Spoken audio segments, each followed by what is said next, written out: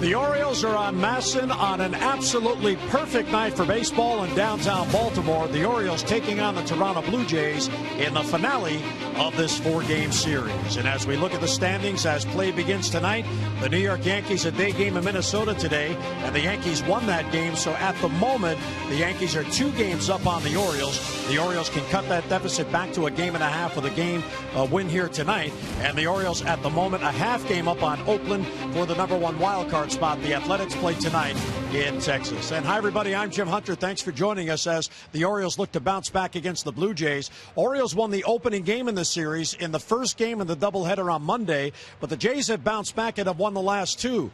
Now, the Orioles looking to snap a 2-game losing streak and keep their pace in the playoff chase. They're trying to get it done against a team that they have dominated on the year, especially here at Camden Yards. And when you look at the splits on the season, somewhat unusual what has happened in the last 2 games. In the first 6 games against the Jays here at Camden Yards, the Orioles out-hit them by 100 points, out-homered them 11-3, and 2 out-runs 7-6. Those are key in the games. However, in the last 2 games, both won by the Jays have out-hit the Orioles 351-261. They have out-homered them, and 6 big 2-out runs to get it done. However, one thing in the Orioles' favor, they have been resilient all year. They have gone 57 straight games without losing 3 in a row, and a win tonight, they'll avoid that. So, Mike, as we go down the stretch now with 7 games left, all they're looking to do, win tonight, go into the final day off tomorrow feeling better about things, and whittle down that magic number. Yeah, certainly a huge game tonight for the Orioles, but I'll tell you what, the Blue Jays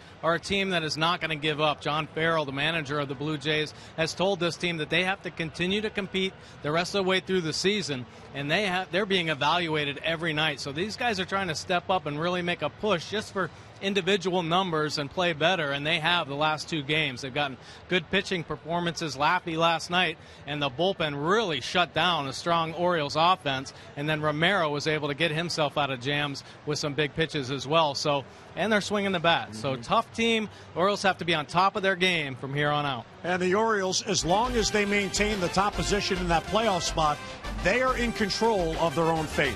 We're coming back to Camden Yards. Lineups and first pitch are next.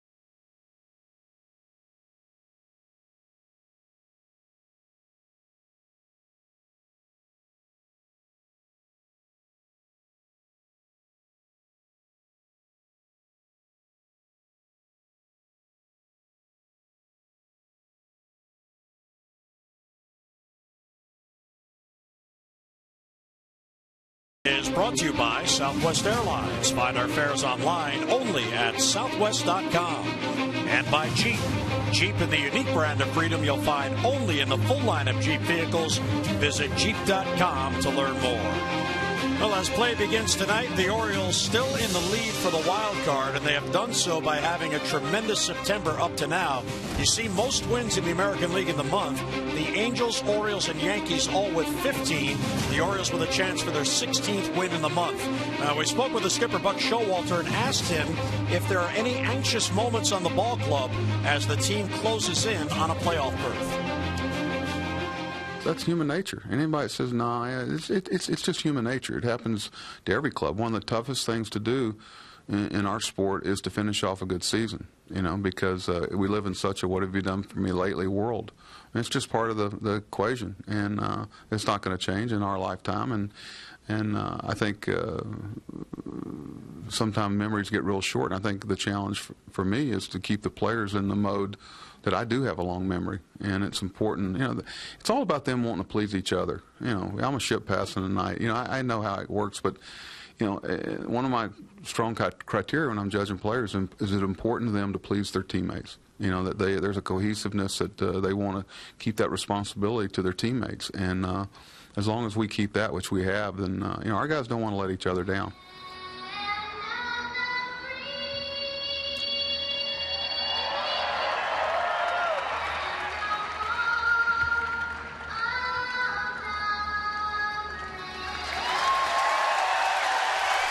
And back here at Camden Yards as the national anthems of Canada and the United States perform for the finale of this four-game series against the Toronto Blue Jays. Birds are 10-7 against the Jays, playing the final game of the season. Time now for our Train Game Time temperature. Visit Train.com for an independent Train comfort specialist dealer near you. It's hard to stop a train. And it's a little warmer, 82 degrees at first pitch. Winds out of the southwest at 9. And that humidity keeps creeping up, now at 49% under mostly cloudy skies. And here's a look at the Blue Jays starting lineup presented by Dodge. See your authorized Dodge dealer and experience a world of performance, design, and fuel efficiency. Schedule a test drive or go to Dodge.com and check out our powerful lineup. Brett Laurie, Colby Rasmus, and Edwin Encarnacion with Yunel Escobar again in that cleanup spot. Adam Lind at first base tonight, 262, 10 home runs, 39 ribbies in his career against the Birds. Rajay Davis in right field, and Omar Vizquel, J.P. Arancibia, and Anthony Gose in left field batting ninth. And here's the scouting report tonight for Miguel Gonzalez. Big game. Oh, big game indeed. Probably the biggest of the year for Miguel after a couple of tough losses to Toronto. Gonzalez is looking to get his team back on track and keep it in the yard. He's going to have to execute his pitches down in the zone because this is a very dangerous Blue Jays lineup. And the splitter could be the key pitch for him to keep the Jays off balance. Take a look at Miguel's numbers this year. 13 starts, 7-4 record. Nice 3.52 earned run average. Opponent's average just 246. Of course, Miguel certainly relying on the splitter to get those strikeouts. 69 Ks on the year, just 32 base on balls. He's been a horse since he's been called up. 92 innings pitched. Lefties 257. Righties just 235 off Miguel. Yeah, Miguel will try to do something the Orioles have been unable to do in the last two games, and that is keep the Jays off the board in the first inning. In the second game of the doubleheader, then again last night, Toronto scored in the first and took a lead before the Orioles even came to bat. Gonzalez right at him, and Laurie swings through it, and it's 0-1. Brett Laurie, the third baseman for the Jays. He is 7 out of 37 on the Toronto road trip, which ends tonight. And a foul back, and it's quickly 0-2. Miguel Gonzalez, 28 years old, a tremendous rookie season. He won his last start last Friday in Boston, a tough place to pitch. He went 6 1/3, allowed only 2 runs. And the 0-2 and a foul, just got a piece, and Wieters couldn't hold on. Well, that was a great look at his split finger right there. Takes some velocity off at 83 miles an hour and almost gets the swing and the miss from Lowry. 0-2 on Lowry. And a liner towards second, caught by Flaherty, and there's an out. So Laurie, as he did last night, trying to go the opposite way. This time Flaherty has it and one away. Take a look at the Orioles defense tonight. Nate McLouth in left field, Adam Jones in center, Chris Davis back in right, Machado and Reynolds back on the corners, Hardy at short, and Ryan Flaherty getting the start at second base with Matt Wieters doing the catching. One down, there's Colby Rasmus, who is just 3 out of his last 28. However, he had a big hit in the game last night. And he'll look over strike one. RBI single in the 7th inning when the Jays added a couple of late insurance runs in their 4-0 victory.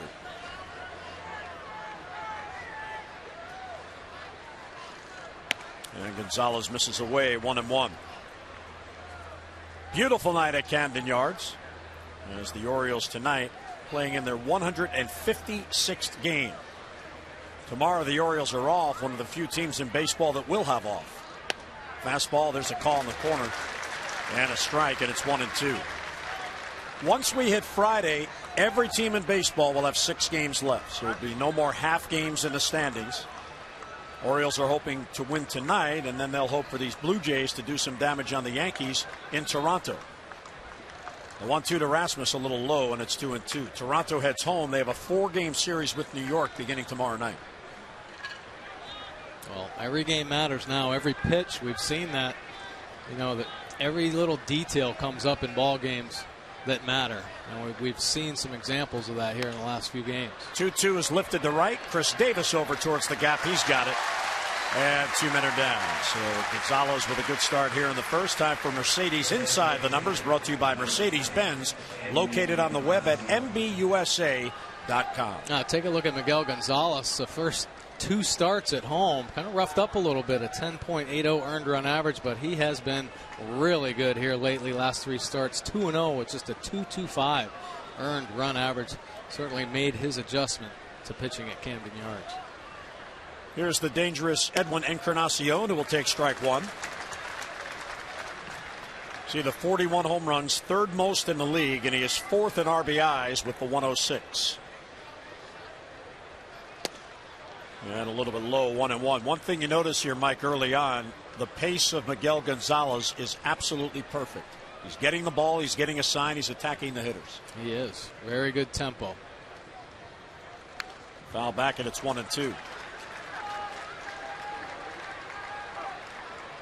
Miguel's been really good at that all year. He has such a great demeanor and poise about himself out on the mound, and working aggressively and quick tempo to keep his fielders on their toes. Very important. And the 1-2 is down and away, 2-2. Well, Mike mentioned how tight it is, in particular in the wild card. Tampa Bay and the Angels are on the outside looking in, but they are close. 2-2 is hit deep to left field. Back it goes, and that ball's going to go. Edwin Encarnacion gets in the one, his 42nd. So the Jays do it again. They get on the board in the first, and a 1-0 lead for Toronto. He got ahead, couldn't put him away, and Encarnacion hits it out. Well, tried to sneak a fastball by him. Unfortunately, that fastball stayed in the heart of the plate. One of the most dangerous hitters in the game, does not miss many mistakes, and he did not miss that one. So 1-0 Toronto lead. Encarnacion getting high fives on the bench. This Blue Jays team, as Mike told you, they are loose. They want to finish strong. Escobar takes strike one. They are 2-7 on their road trip, but they have won the last 2 games, so they're trying to add to that tonight before heading home to complete the season at home. 0-1 is hit to short. Right there is J.J. Hardy, and he will get it to first and in the inning. Jays do get on the board on the home run by Encarnacion. We go to the bottom of the first. Toronto 1, and here come the Birds.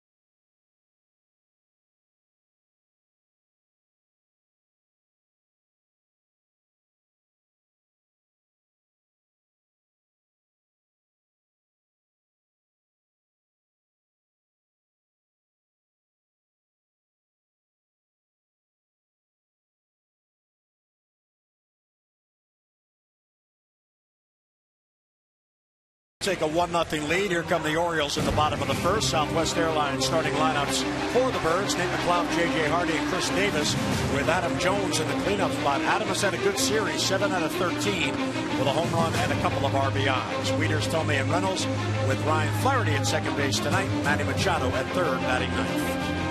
And here's the scouting report for Carlos Villanueva. A rough month. He certainly had a good year for the Jays, but this month 1-3 with a 7.15 earned run average. And he is a trickster. He can throw all of his pitches for strikes, and he mixes them up throughout the at bat. But his slider is his go-to pitch for putaways and Ks. Gets ahead of Nate McLeod 0-1 and comes right back at him, and there's another strike, so it's 0-2. And of course, what you don't want to do is you don't want to encourage the Blue Jays, and that's exactly what just happened with that home run by Encarnacion. Now Villanueva goes to the mound. He has a lead before he throws a pitch, and he's feeling better about it. Down and in, he checks his swing. They appeal to third, and Alfonso Marquez says McLeod did in fact check. Yeah, well, it would be nice if the Orioles offense could really answer back and put a run or two up here in the early part of this game just to kind of calm the Blue Jays down, because you get them going, and we've seen how potent they can be offensively, and their pitchers have really stepped up as well. 1-2 is high. McLeod lays off. Nate trying to get it going again against this right-hander Villanueva. McLeod 3 out of his last 20. And the Orioles are a much more proficient team when he's getting on base in that leadoff spot. The 2-2 is fouled off. Villanueva's had a roller coaster kind of a year. He actually began the season in relief. It's his 38th game, but only his 16th start. And since then, he has now made 16 consecutive starts. Bruce Walton, his pitching coach. McLeod in the one, right center field. Back on it as Rasmus. It carries at the wall. It's gone! McLeod hits it out, and we're tied. So the Orioles answer right back. It's a 1-1 game.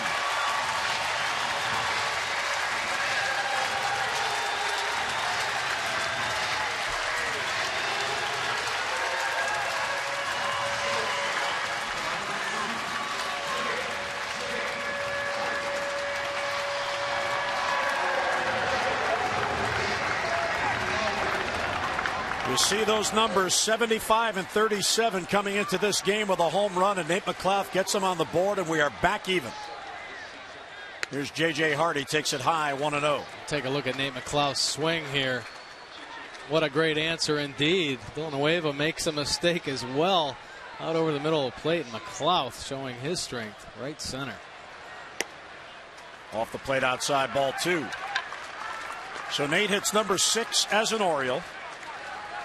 He homered in the game here the other day in the doubleheader.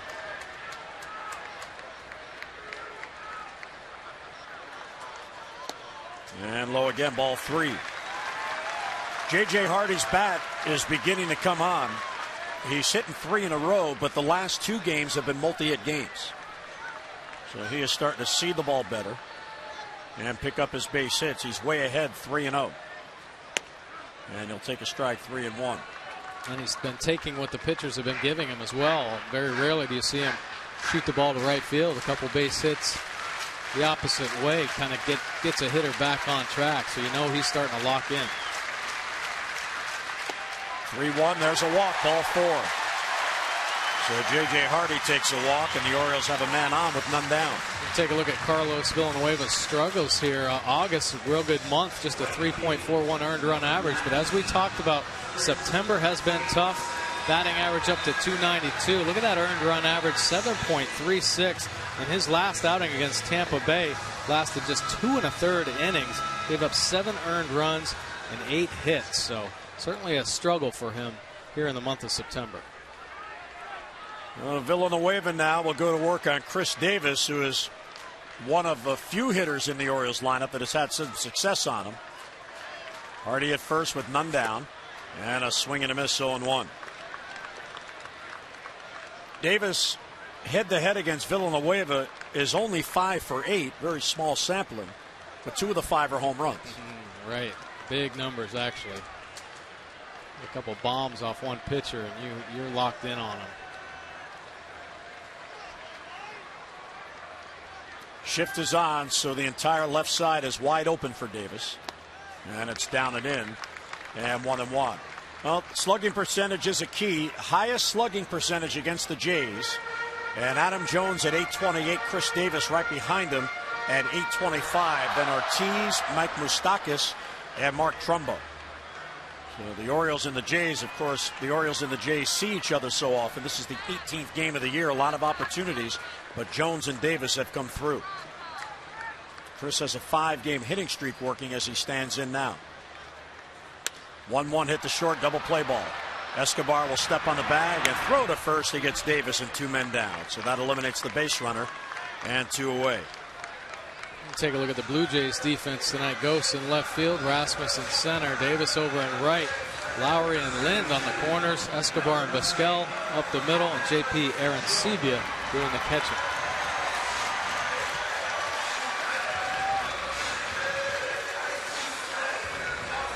Well, the base is empty for Adam Jones. Adam continues his tremendous season. Just a tremendously consistent year. 8th in home runs with the 32. And he is 4th in base hits with 182. And he swings through a slider 0-1. Adam has hit in all 3 games in this series. He has 7 hits in the series. And he has 13 hits in his last 7 games. And a foul back, and it's 0-2. You look for consistency, and here's a look in the major leagues. Most hits in the month of September. Marco Scutaro, the Giants, with 36. And then Adam Jones and Billy Butler with 34. And even as hot as Derek Jeter has been, Jeter's already over 200 hits. Adam has 3 more hits than Jeter. Yeah, red hot, and at the right time, too. There's been a few of the Orioles hitters that have really picked it up through August and September, but Adam Jones certainly the most consistent. Swinging a foul straight down at the plate. Adam just did get a piece. Well, Adam has base hits, Mike, in 122 of the 155 games. 79% of the games, and he's played in all of them. Right. He's the only player in the league that has played in every game. 79% base hits, just amazing. And he swings through it, and he's down on strikes, so Villanueva comes back and gets Jones. But Nate McLeod leading off the inning. He gets into it, hits it out to right center field, his 6th on the year, and the Orioles and Jays tied at 1.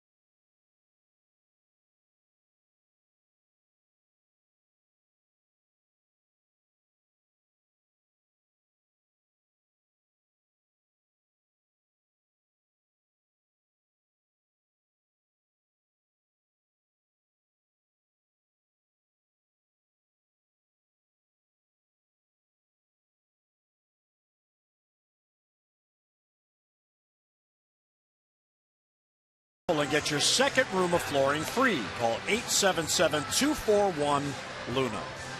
Nate McLeod with a solo home run answering Edwin Encarnacion, and we are tied at 1-1 as we go to the second inning. So the Orioles answer back, get it even for Miguel Gonzalez, who will go to work here against Adam Lynn, Rajai Davis, and Omar Vizquel.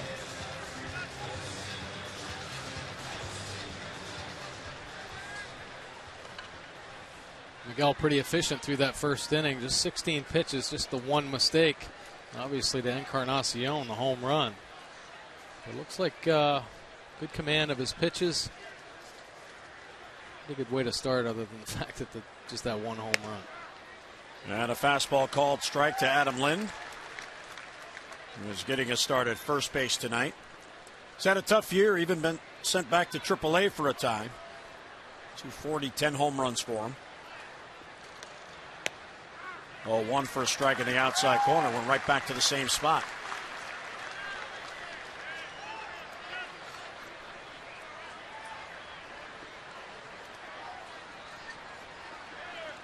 Nothing in 2 on Lynn. And a bloop to left field, and that's going to fall for a hit. How many of those have we seen in this series? Either choppers off the plate or bloops on defensive swings.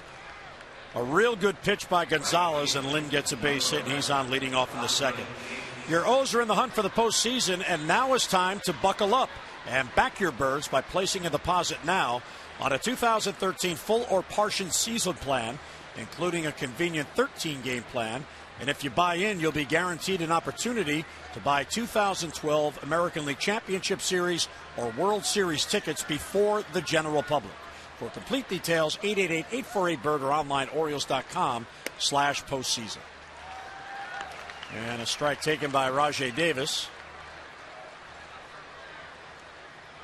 Davis has hit in 7 in a row, and as a result, he's getting more regular playing time.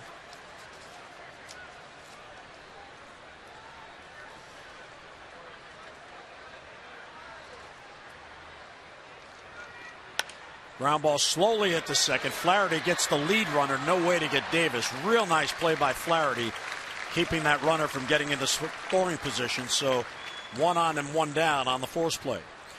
The Maryland Lottery Strike It Rich contestant of the game is Michael Craner of Baltimore. Michael won $500 for being selected, and Michael will also win $100 more for each strikeout the Orioles record during the game tonight. For all the latest information on new games, current promotions, and second chance contests, visit mdlottery.com today.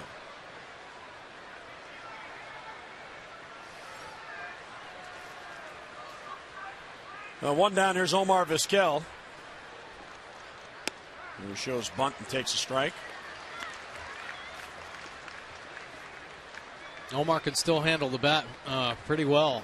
He fakes that bunt right there, but he's always been a master of bat control. He can slap the ball the other way. He'll suck that defense in and try to slap it by. And with the speed of Davis over at first base, they may end up putting Davis in motion, and Vizquel maybe a hit and run here.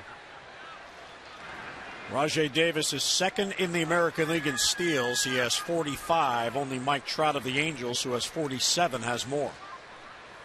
However, he has been caught 12 times, which is also most in the American League in getting caught trying to steal.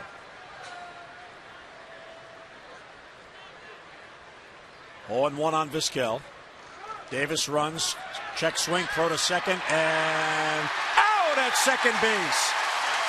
What a tag by Hardy. The ball was on the wrong side of the base, and he was able to glove it and sweep the tag to get Davis for the second out. What a play. Well, that's about as good as you can get from J.J. Hardy. Matt Wieters realizing that speed, quick snap throw. J.J. Hardy able to hood that ball, keep his composure as Davis slides through his back leg. You see him reaching around. Davis kicks his leg out. Hardy may have missed the tag on the front end, but certainly stays with the play and gets him on the back end as Davis's hand slides off the base. Great play, J.J. 2 down, the base is empty, and the 0-2 to Vizquel. Check swing, appeal to third. He did not go. Alfonso Marquez felt he checked in time, so the 13th caught stealing of Rajai Davis. Take a look at Omar's check swing up at the top. Could have gone either way. Definitely could have gone either way. The veteran gets the call there in that situation. And the 1-2 is lifted to left field. McLeod was shallow, in on it, and he has it for the out.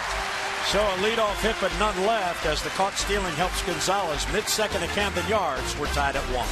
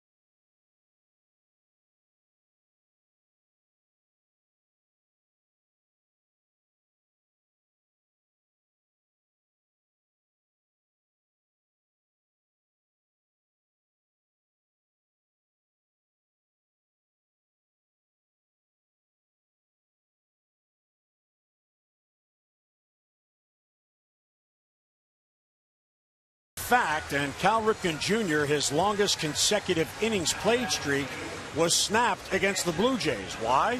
Because Cal Ripken Sr., the manager, pulled Cal Jr. from the game.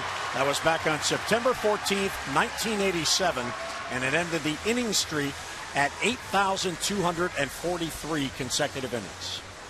Man, oh man, that's a lot of innings. Of course, the Iron Man, but to play that many consecutive innings, you got to believe that there were some blowout games that he really could have saved himself on at the end, but wanted to be out there for every bit of it. Matt Wieters will lead off in the Orioles second. He takes a strike.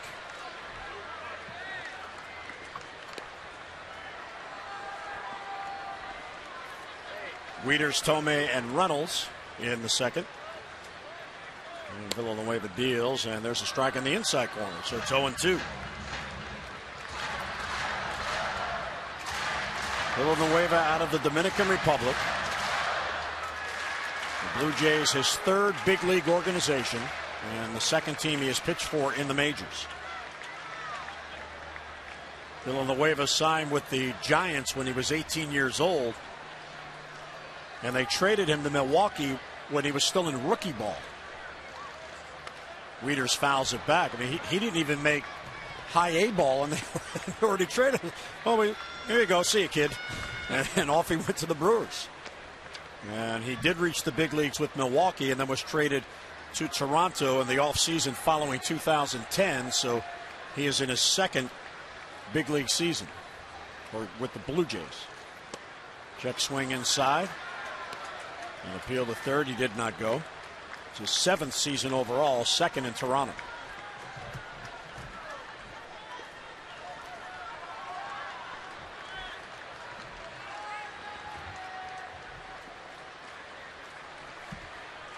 The 1-2 on Wieters. Tomei and Reynolds will follow in this 1-1 game. And Wieters down on strikes. Good action on that ball that broke down, and the second strikeout for Villanueva. Now, well, you saw JP and Arancibia pointing to the ground just before Villanueva throws this nasty slider. We talked about that slider being his put-away pitch, and that's the location that Arancibia wanted, and he executed it.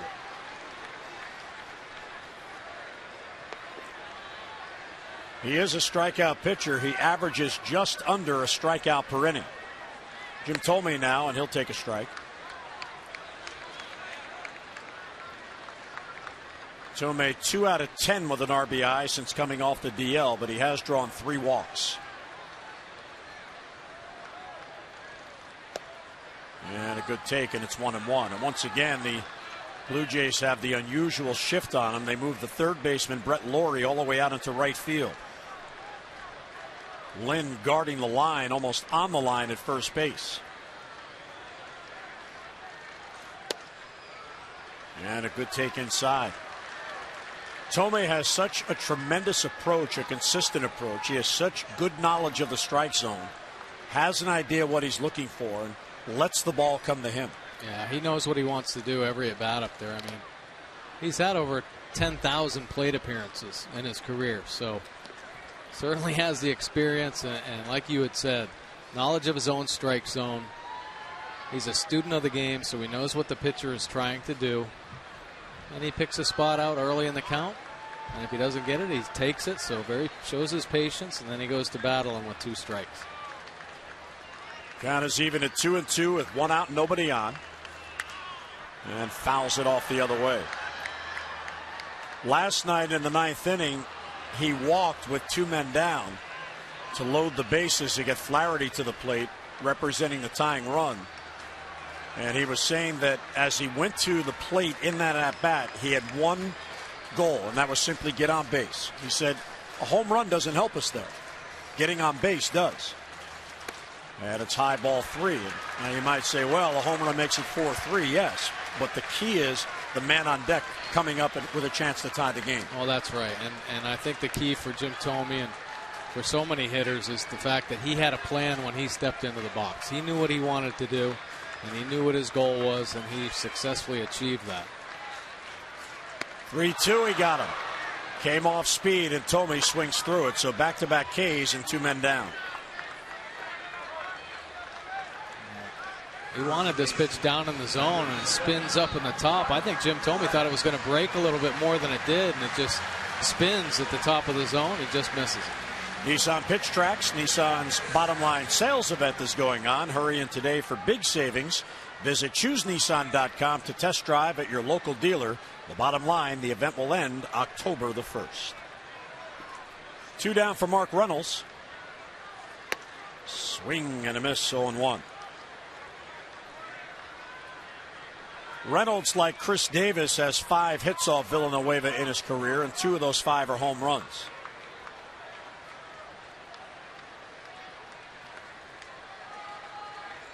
One game on solo home runs. And Reynolds, a fly ball to center field. Easy play for Colby Rasmus. And he's got it, and Villanueva recovers a 3-up, 3-down inning. We're through 2 at Camden Yards. Blue Jays and Orioles tied at 1.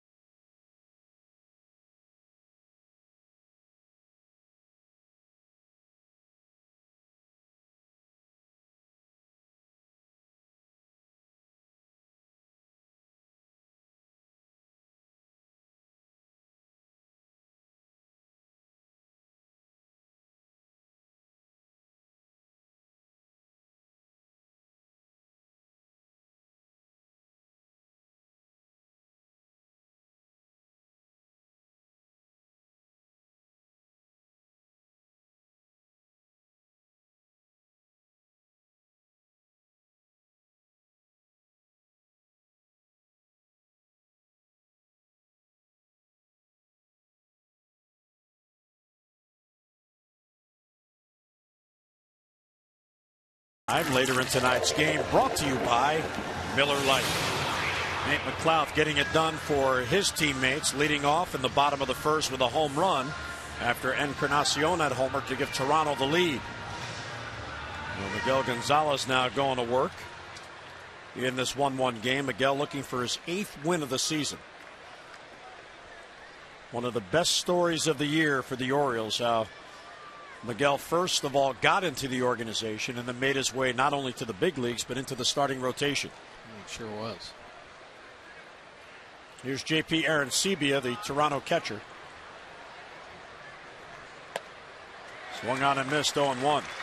Yeah, you wonder if, he wasn't discovered where the Orioles might be, because he certainly stepped in and filled the void that they needed. And he has been a mainstay in the rotation now and got some huge wins for the O's. A little bit outside, 1-1 on Arancibia.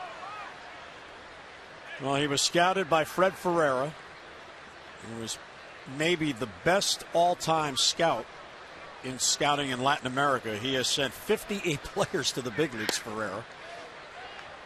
And of course, Dan Duquette and Ferreira have a long relationship. They worked back together in the Montreal days when Dan Duquette ran the Expos, and he discovered Miguel pitching in Mexico, and Orioles signed him for depth, and he's become much more than that.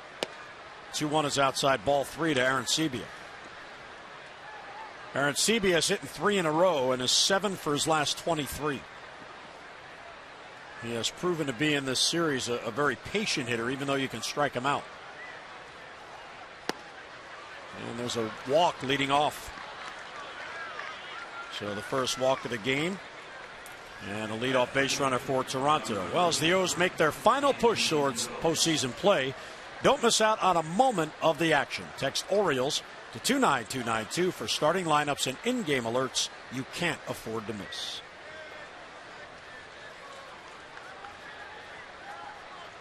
Here's Anthony Goes, who's had a good series. Down and in, 1-0. Now 5 of the last 6 pitches missing by Miguel Gonzalez. He goes in his last 10 games just a 188 average. John Farrell's giving him a long look. And that's high, 2-0. Well, we've seen his defensive tools. He's made some really nice plays defensively, both in left field and center field for the Jays in this series. He gunned down Taylor Teagarden with a strong throw from left field. So certainly a plus arm, and he can fly too. He's run down some balls as well. Miguel averages 3 walks per 9 innings, so he's usually pretty good with his command. Arancibia is not a stolen base threat. And a foul back, 2-1. Since the All-Star break, for pitchers who have qualified, Miguel Gonzalez has the best ERA on the Orioles pitching staff, 3.93. And in order to qualify, you had to have pitched at least 1 inning in every game the team has played since then. So that falls to starters usually. And a chopper, another one. Reynolds with the lights, able to get to the bag and get the out. How many choppers are we going to see off the plate in this series? Arancibia to second, 1 down. Inside the Numbers brought to you by Kia Motors. To learn more, visit kia.com. Well, the rookie ERA leaders, Miguel Gonzalez at 3.52, 4th best in the American League with the rookie pitchers, minimum of 90 innings pitched. David Phelps of the Yankees is on top. Tough play there for Mark Reynolds because of the way that ball was chopped. It wasn't like a pop-up, so the sky didn't have the background with the ball. The lights did. Yeah, the lights, and he did a nice job of shielding himself. You saw him hold his glove out there like he was shielding the sun, waited for it to come down out, and made a nice play, being patient enough with that speed of Ghost. Brett Lawrie now, and a foul back, 0-1. Lawrie lined out to Ryan Flaherty at second base, leading off the game.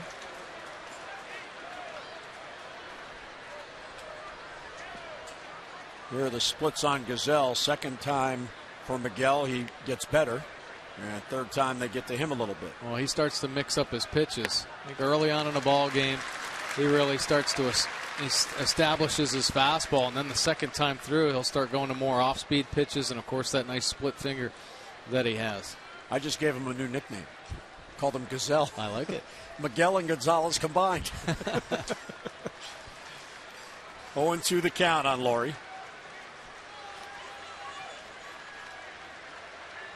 Arancibia dancing off second.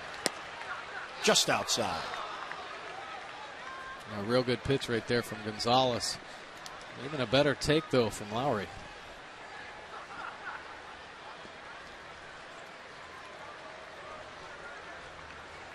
Flaherty trying to keep Arancibia close. That's the go-ahead run. And a foul back. Ran in on him. Yeah, just a step or two, because, I mean, Arancibia isn't going to steal third base, but the more he creeps out, I mean, it becomes a game of inches, and on a base hit, you want to limit those extra steps he can get. And it looks like in those last 2 swings, Lawrie is trying to poke it through to right field to take advantage of that hole. Yeah, Ryan's certainly got to work his way back into position. 1-2 on Lawrie. And a bouncer foul. He came in on him and had to protect with 2 strikes.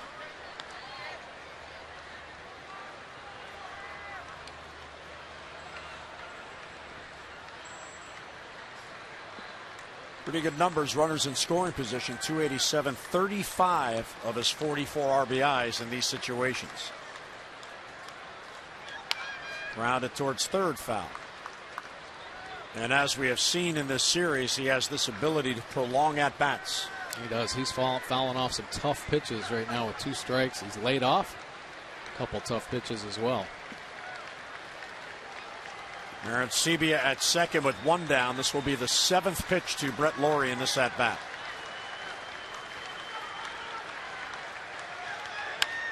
And a slow roller foul. He got enough of it to foul it off.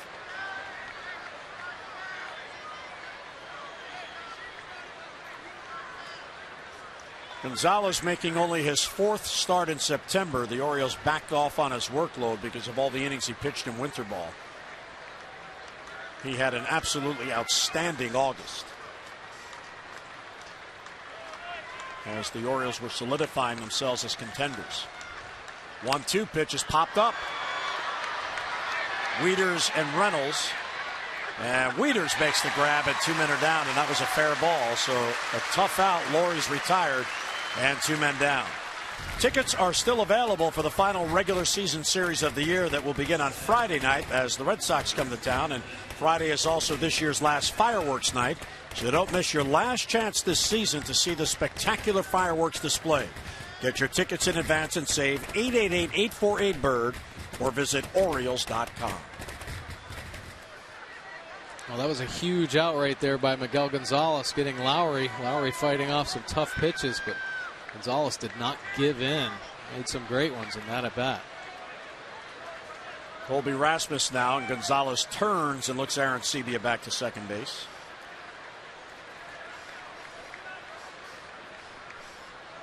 So an 8-pitch at bat. Finally, Laurie retired. Rasmus flied out to right, his first at bat.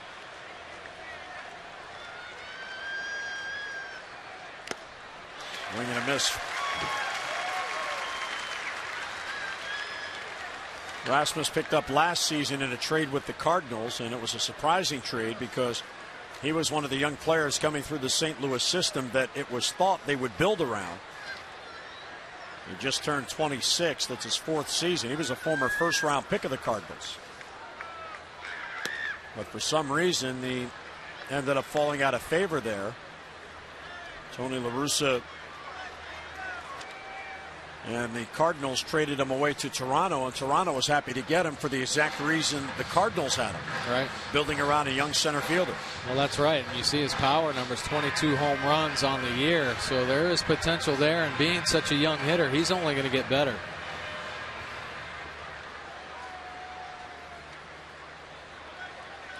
One thing the Jays would like him to do is make a little bit better contact because he bats so high in the order.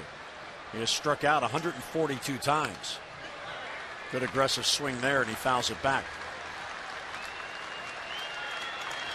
Well, Miguel is an out away from getting out of this jam, working around that leadoff walk. Aaron Sebia is at second with 2 down. And the fans now coming to life with 2 strikes.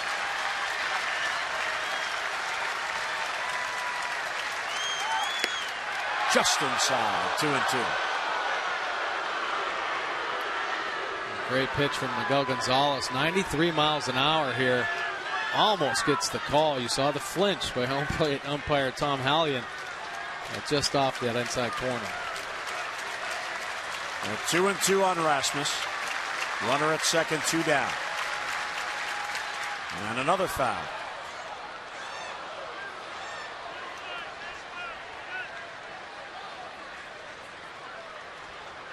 Gonzalez made his major league debut against these Blue Jays. That was in Toronto on May the 29th. He was called up from AAA, and at that time was being used in relief. 2-2 on Rasmus. And he struck him out. Gets a fastball by him for a swinging strike 3. So the leadoff walk left stranded. Fans are into it. Those come to bat in the 1-1 game.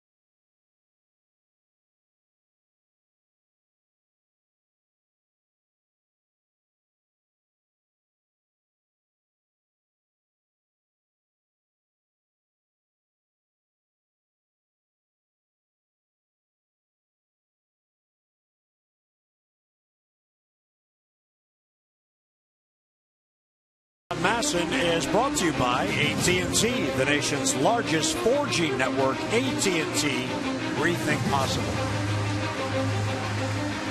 The Jim Palmer sculpture in Legends Park in center field in this 1-1 game. Each team with a solo home run. Encarnacion for Toronto in the top of the first. Nate McLouth for the Orioles in the bottom of the first. Villanueva going to work here on Flaherty, Machado, and McLouth.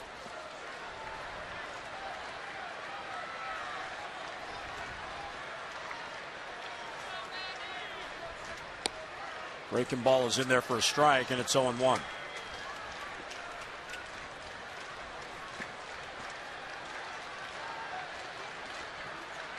Ryan has 1 out of 5 in the series. That one is a homer. And a strike on the outside corner, borderline pitch. And Villanueva got that call. Yeah, Flaherty certainly didn't like it, down and away.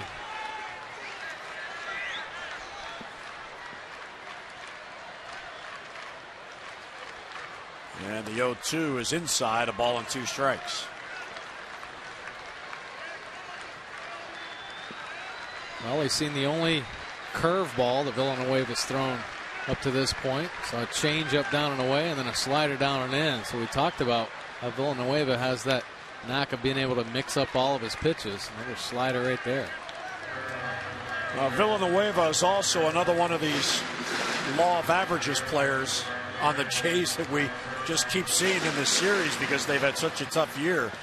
He has 1 win in his last 10 starts. 1-2 to Flaherty is poked foul the other way. And he's 0-2 in September with an ERA of 7.36 in the month. Not big numbers, but we've seen. I mean, Laffey had struggled coming into yesterday's game, and Romero hadn't had a win in 15 starts. And they've pitched well. Flaherty battling here. Another 1-2 is in the dirt, 2-2.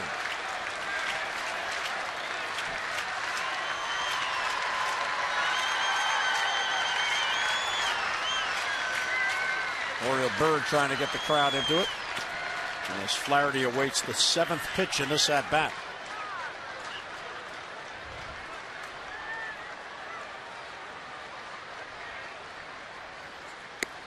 Inside, ball 3. From 0-2 to 3-2 on Flaherty, leading off here in the 3rd.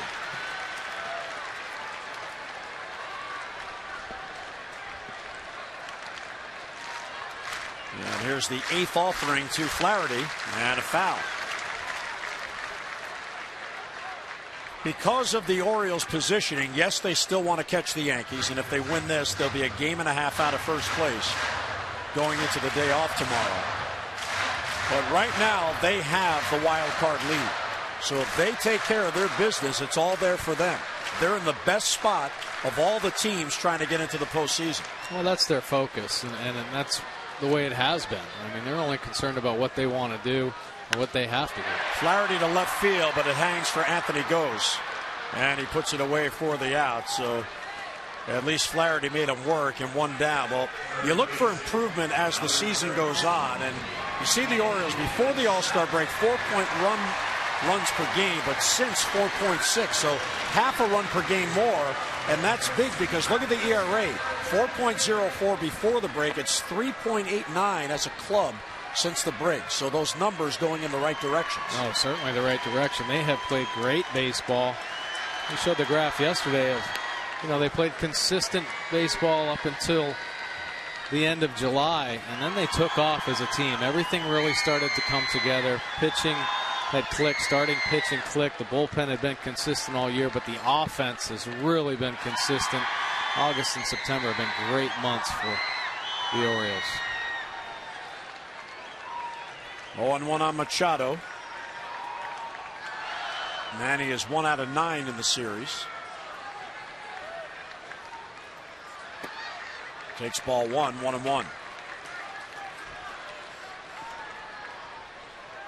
Villanueva, first time through the lineup, 8 of 9 he has gone strike 1. Miguel Gonzalez has gone strike 1 to 10 of the 11 batters he's faced. Well, both these pitchers really relying on getting ahead and then going to their secondary pitches. Real good take there at a breaking ball designed to get him the chase.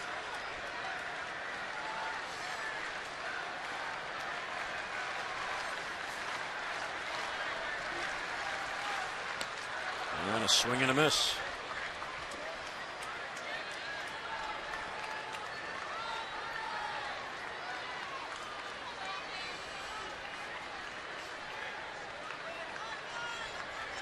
Machado, 5 hits, 3 RBIs in his last 5 games. He is playing in his 45th game as an Oriole. And he got him. Swung out and missed. Another strikeout. That's 4 for Villanueva and 2 men down. Well, after throwing a beautiful changeup at 80 miles an hour, he rushes a 92-mile-an-hour fastball in on Machado. He blows it by him there. Our Kia Pitch Track presented by Kia Motors. To learn more, visit kia.com. And here's Nate McLeod, who led off in the bottom of the first and hit a solo home run to tie the game. He hit it out to right center field, just in front of the bleachers.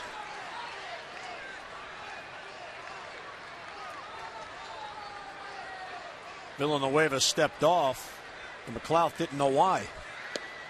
And it looked like he may have forgotten the sign. Yeah, he may have.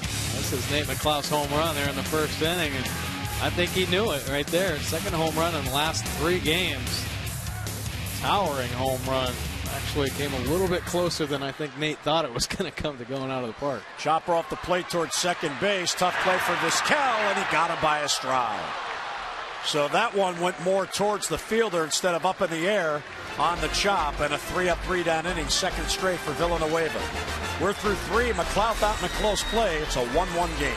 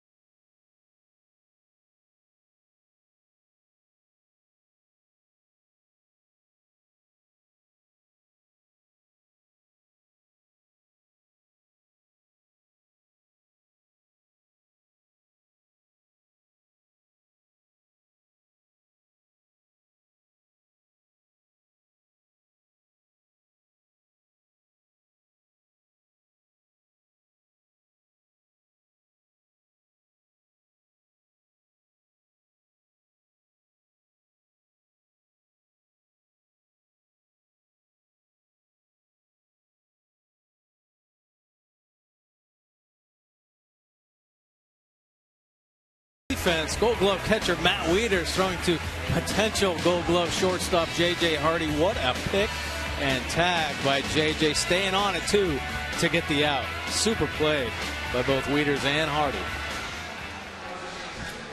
And a 1-1 game. That's a long ways away. That's across the street.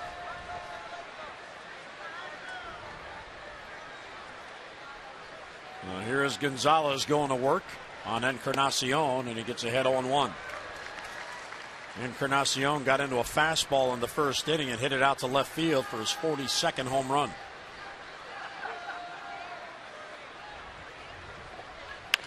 Bounce foul down the third base line. Well, you get in there with a fastball on Encarnacion, you better make sure it's in off the plate, and that was a great pitch right there. Just tailing in there, not able to get the bat head to it. And the 0-2 is lifted to left field. Long run for McLeod. He'll get there, and he has it for the out. A 1 down here in the Toronto 4th inning. Don't miss the final regular season game here at Oriole Park. The Birds will host the Red Sox. It's Sunday at 1:35. And a big day. The first 20,000 fans received the J.J. Hardy bobblehead presented by AT&T. This is the bobblehead that was voted on by the fans. So come on out and get your J.J. Hardy bobblehead. Tickets are going fast. 888-848-BIRD or visit Orioles.com. A lot of fans want to come out for that final regular season home game because it's a day game. And they get that J.J. Hardy bobblehead. I'm told it's a sweet bobblehead. Yeah.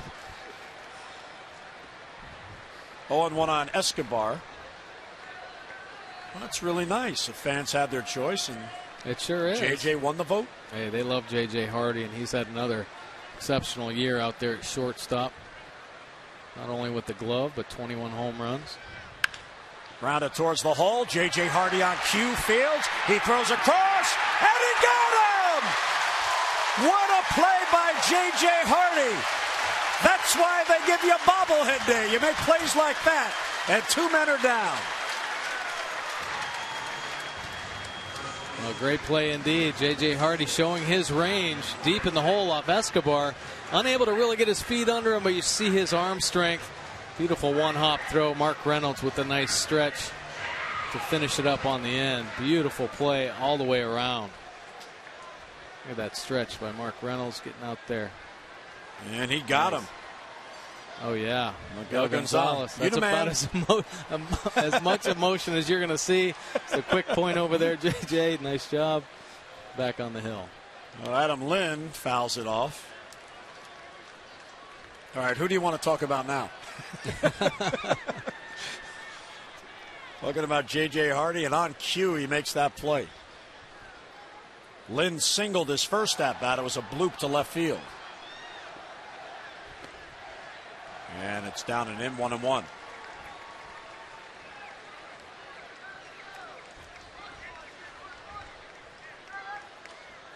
JJ should be in the top running for the Gold Glove at shortstop. Right past the mound, off the glove, and towards the middle, and it squirts on through for a base hit. So Lind is on. He's 2 out of 2 and a 2-out single. Gonzalez just missed it. He sure did. Almost made that fancy trick play behind the back. One hopper up the middle, just gets the tip of his glove on it, bounces out into center field. Pretty good effort. He almost deflected it to either Flaherty or Hardy, but instead it spun straight back. Yep. So Adam Lind has a bloop and a base hit off a glove. He's 2 for 2. And here's Rajay Davis, who was out on a Baltimore chop to Reynolds. And he'll take strike 1.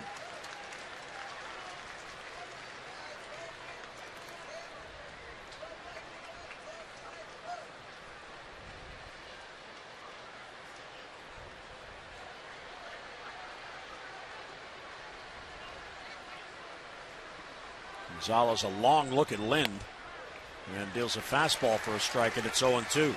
And sometimes those long holds aren't really to disrupt the runner, but more so the hitter. Get into his head a little bit, and perfect timing locked him up right there to get strike 2.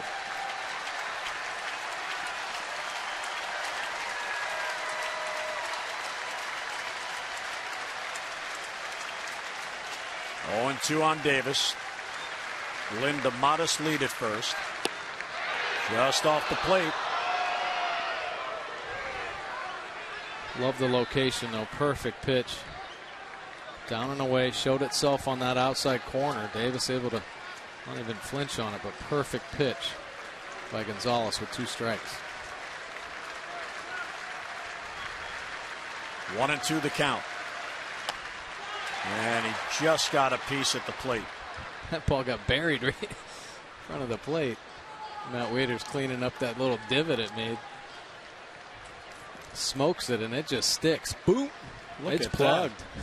It is plugged right in the same spot. I'm starting to think the Blue Jays watched film of Wee Willie Keeler coming into the series, the way they're pounding that ball. They sure are.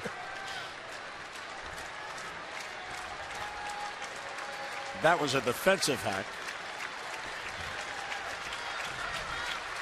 If it didn't plug in the ground, it might have rolled fair. Grounded slowly toward short. Hardy will flip to Flaherty. There's the force on Lynn, and the inning is over. 2-out single and 1 left. Miguel Gonzalez and Villanueva have settled in. We'll head to the bottom of the 4th. O's and J's tied at 1.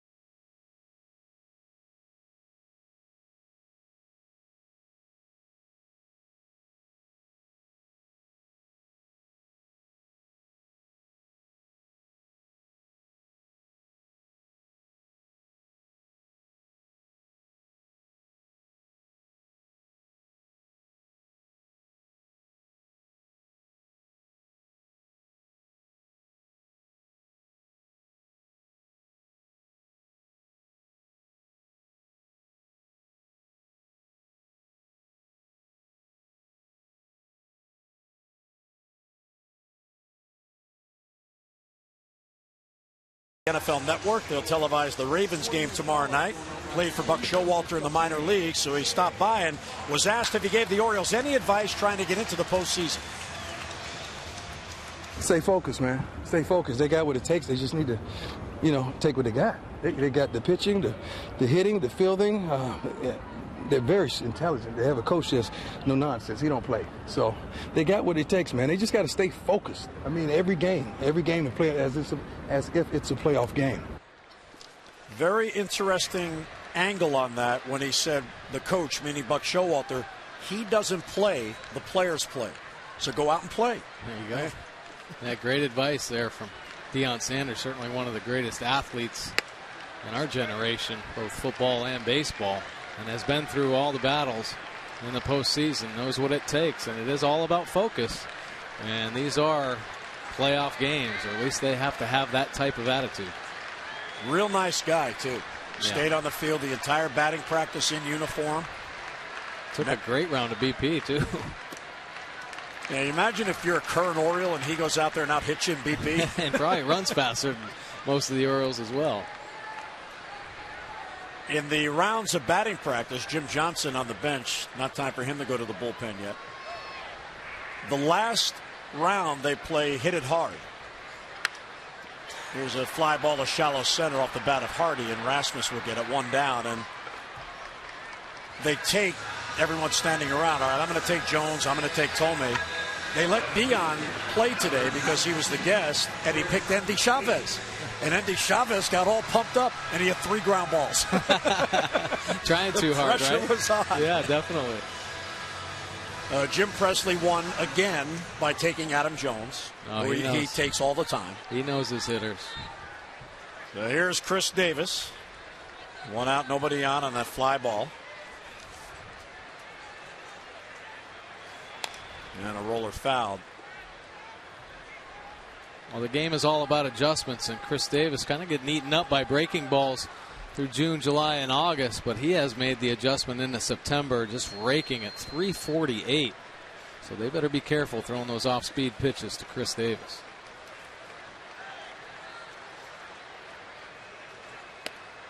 Villanueva has retired 9 in a row since he walked J.J. Hardy back in the first inning. McLeod led off with a homer, then Hardy walked, but Davis bounced into a double play, and the Orioles haven't had a base runner since.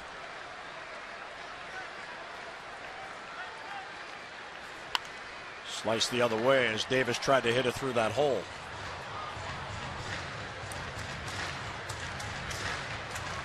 Chris is swinging the bat really well.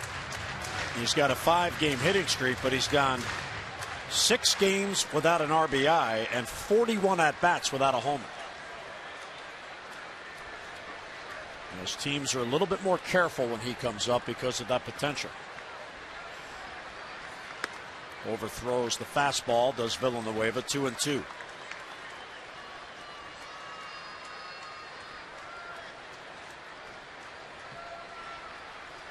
You wonder if he did decide to just bunt it. Of course, he won't do it here with 2 strikes, if they might change the shift on him.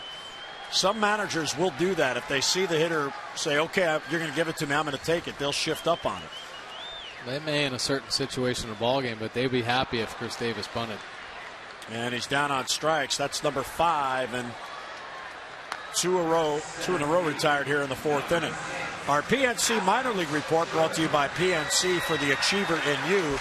Chris Petrini, left-handed pitcher at Bowie, final 10 games who at 1-1 with a 1.98 ERA, and how about 34 strikeouts in 27 1/3 innings. Another one of the pitchers who started at Frederick ended up at Bowie and in the playoffs. He's heading to the Arizona Fall League as well. Yeah, great numbers too on the season. 6-4 with that 2.49 earned run average. But I'll tell you what, it's how you finished, and he finished strong. Another bright spot in Orioles minor leagues. Adam Jones, right field, towards the scoreboard. Back it goes. It is off the wall and in play. And Jones flying to second base with a double. So Adam going with the pitch, and he nearly hit it out. It came down high on the scoreboard for a double. Adam's done a really nice job here recently, taking what they're giving him.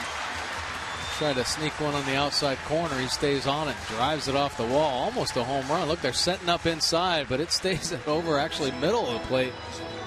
Drives that ball off the wall. Look how high and close it came. About midway, but easily into second base. So Adam extends his current hitting streak to 4 in a row. He's got 14 hits now in the last 8 games and 183 on the year. The Adam bomb, well, that one came up just short. And here is Matt Wieters with a chance to give the Orioles the lead after that 2-out double by Jones.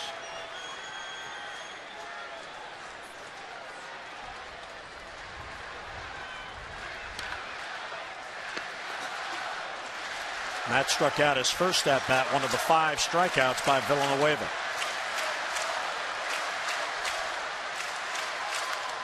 And a roller foul right to Wayne Kirby, who bobbles it. Shows his frustration over there. We give you the moment and you bobble it. And I guarantee you, Adam Jones will not let him forget that. No, they're on each other all the time. When Adam was finishing his round of BP, Wayne walked up and he said, "Dion, can you teach Jonesy how to hit?" That's keeping it loose. Right now, your best all-around hitter, the coach is saying, hey, teach him a few things.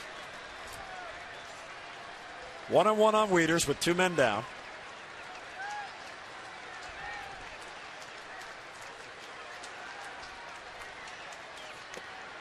Swing and a miss.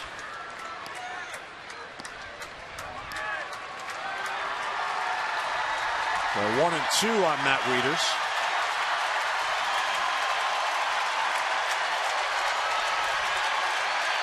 Fans getting behind Wieters, looking for a 2-out base hit.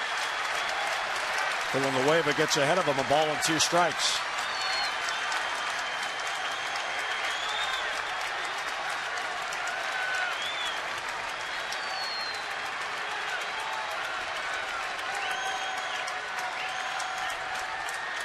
And the 1-2. It bounces away from Arancibia. Jones will take third. A 55-foot fastball that bounced. Oh, he spiked this one for sure. In front of the plate, catches Arancibia right off the face mask. Right out in front of the plate.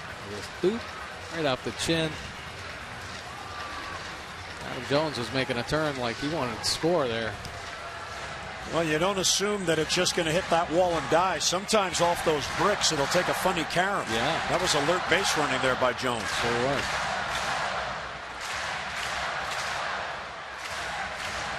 At one time, that was just padded, but now it's the decorative brick, and if the ball hits it a certain way, it'll bounce in a way that the catcher's not expecting. So 2-2, go ahead, run at third with 2 down. And he got him. A pitch that broke down. Aaron Sebia plays it to first, and Wieters 0 for 2 with a couple of strikeouts. Villanueva gets out of it. Base hit, a man left. We're through 4 in a 1-1 game.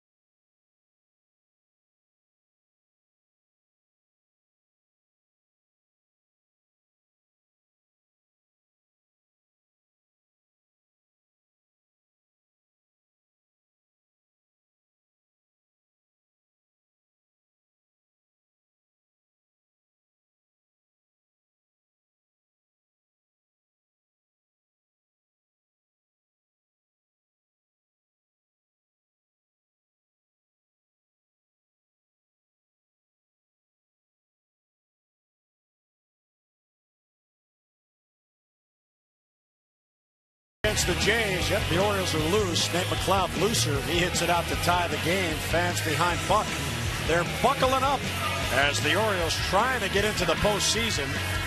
And with those plays like that made by J.J. Hardy, you'll go a long way. And we are tied 1-1 as we head to the 5th. Miguel Gonzalez allowed the home run by Encarnacion in the first. He has allowed only 3 base runners since. A couple of singles and a walk. 2 left stranded, the other caught stealing. Yeah, both pitchers doing a nice job. Both of them allowing home runs in the first inning, and both settling in nicely. Quite a pitcher's duel we have here. Omar Vizquel will lead off, then Aaron Sebia and Anthony Goes, the lower third of John Farrell's lineup. And Omar takes a strike. Omar Vizquel, 45 years old. He is 3rd among active players on the all-time hit list. We think it's his last year. He said he wants to manage next year, but he's been known before to maybe think it over and say maybe one more time. Yeah, I'll tell you what, there are a lot of teams out there with young players, and if they can get a guy like Omar Vizquel. Line drive caught by Hardy for the out. So going with it, but right to JJ and 1 down. The Mid-Atlantic Sports Report is back tomorrow. Tom Davis, Dave Johnson, and Phil Wood will have all your Orioles news and notes as the Birds continue their push to the postseason. That's tomorrow at 5. Mid-Atlantic Sports Report on MASN. Nice crowd on hand on this Thursday night. It was another one of the special ticket deals. Bleachers sold out, left field lower boxes sold out. And a lot of orange in the stands tonight. Aaron Sebia now will take ball 1.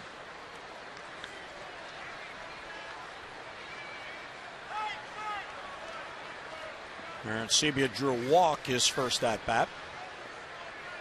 8 for his last 44. Breaking ball hits the outside corner. This is a huge start for Miguel Gonzalez as the Orioles are looking to split this series.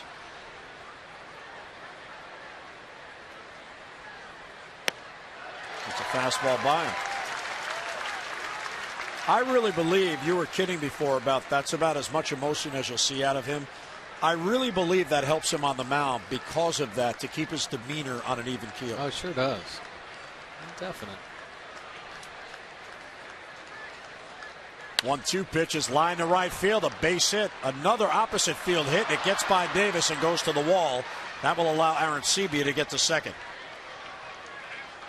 So down in the count 1-2, he just hit it where it was pitched. And he's got a walk and a double, and the go-ahead run at second base with one down.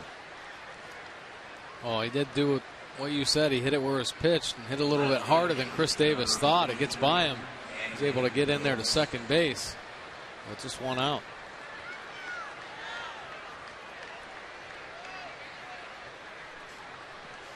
So once again, the Jays get the potential tying run to second base. And here's Anthony Goes, the number 9 batter. Breaking ball inside, and 1-0.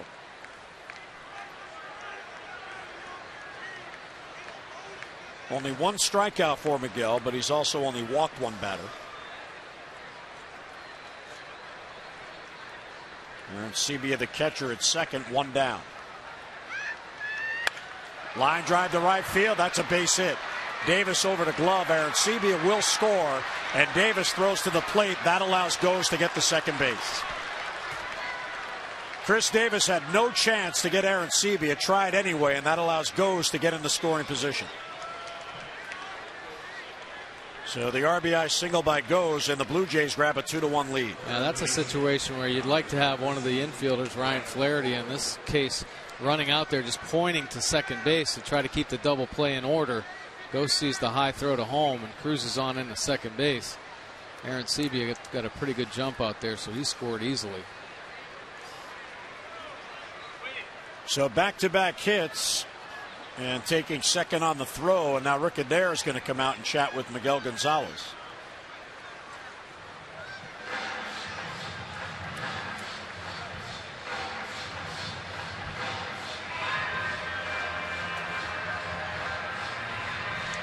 Blue Jays have now out-hit the Orioles 5-2.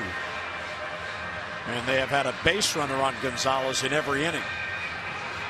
A base hit in 4 of the 5, and they had a leadoff walk to Aaron Sebia in the 3rd inning.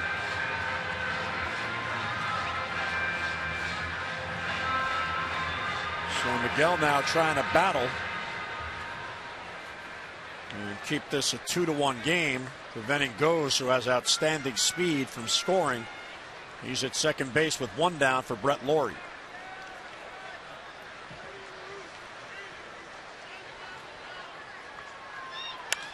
Lifted to left field, chasing McLeod back. That ball carries, and Nate runs it down. And 2 men are out. Oh, nicely done, as Nate McLeod ran it down. Well, we hope you can join the Orioles players and the Buckle Up Street team as they travel throughout Baltimore with more Buckle Up rallies. The next 2 rallies tomorrow, presented by Coca-Cola at the Walmart in Severn. That'll be from 2 o'clock until 3 o'clock. And then on Friday at the Bank of America on Charles Street, right here in Baltimore, Zach Britton will be the special guest there. That'll be from 11 a.m. until noon. Now, the current list of rally dates is at Orioles.com/buckleup. 2 down for Rasmus. Swing and a miss, 0-1.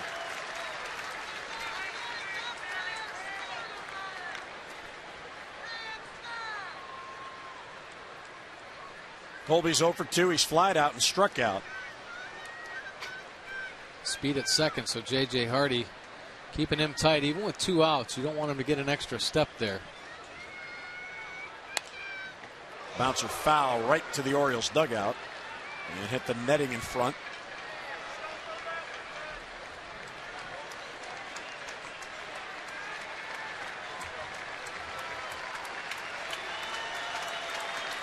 Gonzalez ahead of him, no balls and 2 strikes, with Goes at second base and 2 down.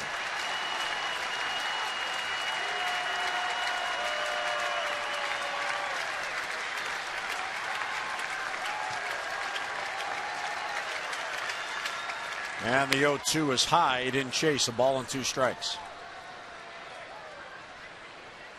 Wieters now out for a quick chat with Gonzalez. possibly changing up the signs a little bit. Sometimes you get a feel for a hitter, how they're taking pitches. You know, runner at second base might be relaying signs, so always have to keep them guessing and be aware of that.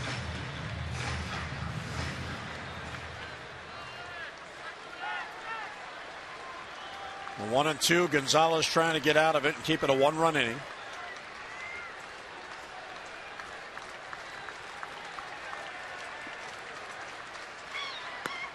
And again, doesn't chase the high fastball. 2-2.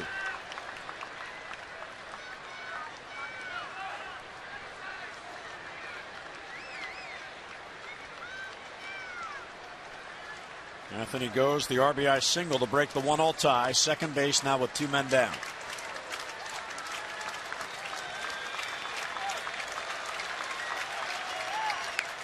And a blooper to left field. McLeod in on it, and that falls foul. Oh, and just foul.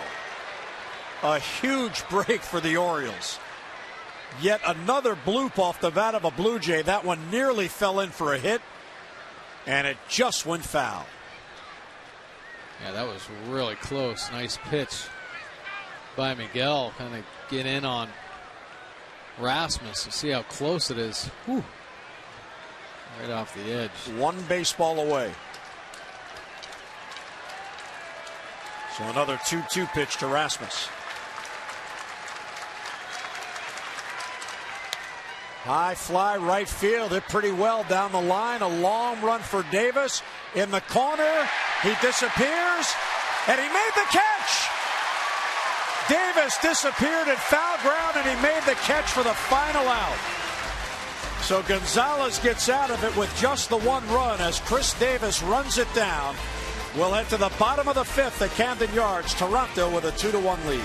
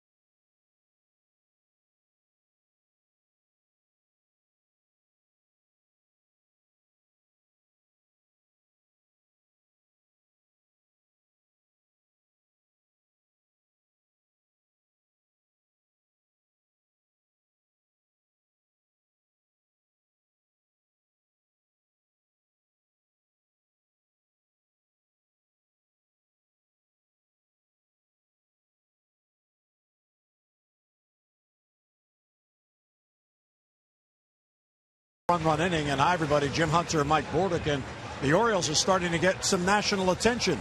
The latest edition of Sports Illustrated, how about that, folks? Your birds are on the cover.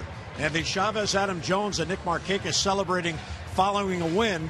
And when you're this deep in the season and you have a magic number, the national media finally notices. Yeah, it's about time, right? The Orioles have been playing some great baseball. I mean, they made it through the All-Star break, and then they started picking it up in August and into September. So good to see they are getting recognized nationally, and they are a good team, and they are contending for the postseason. And a real nice job there by Miguel Gonzalez. A run-in runner at second and only 1 down, and able to get out of it. Toronto doesn't score again. Yeah, pitched himself out of a little bit of a jam right there, so well executed by Miguel. Get that offense back out there. Try to get them clicking right now.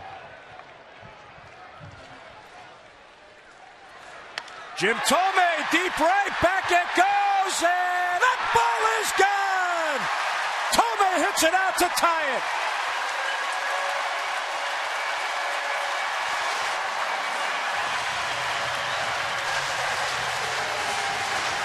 One swing in the bottom of the 5th, and we are even.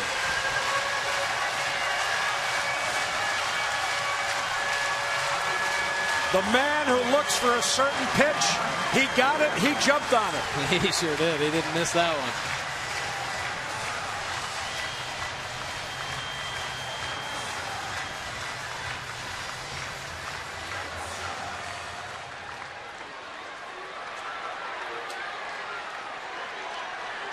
So the Orioles have 3 hits in this game. 2 are solo home runs, and we are tied. And here's Mark Reynolds. Strike 1. Take a look at Jim Thome's swing right here. This pitch staying up and out over the plate. He backlegs that. Great approach, looking to do some damage, and he did. I had a Jim Thome ball.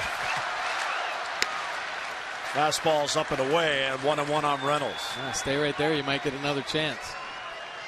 So Jim Thome's first home run since July the 21st.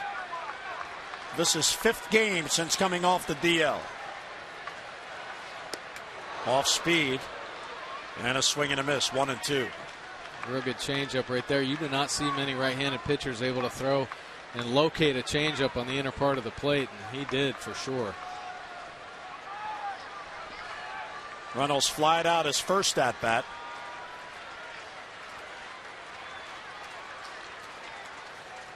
And a good take. When you talk hitting with Jim Thome, he makes it seem so simple, as if it's easy to hit, except it's not easy to hit. But he makes it easier for himself by A, having a plan, and B, knowing his strike zone. Well, exactly. I mean, I think knowing his strike zone is the most important thing, and really knowing what he can do with certain pitches. And early in the count, like we had talked about, he's picking one pitch, one zone, and he's going to be aggressive there until he gets to 2 strikes. And he make a mistake, and he's going to get after it, and he did on that pitch. Manny Machado getting some advice there from Nick Markakis. Hopefully he's saying, do what Thome did. Reynolds pops it up to right. Rajai Davis will have a play on this one. And nearly where he had him played, he puts it away, and 1 down in the Oriole 5th. Our Rose Extra postgame tune-in brought to you by PNC Bank. For the achiever in you, Tom and Rick will have all the breakdown of this one. As the Orioles and Jays close out the series, you'll hear Buck Showalter's postgame press conference, player interviews, and much, much more. That's Rose Extra postgame presented by PNC following the game. Ryan Flaherty now flied out his first at-bat on a 9-pitch at-bat. After he had fallen behind 0-2, he worked it full to 9 pitches and flied out.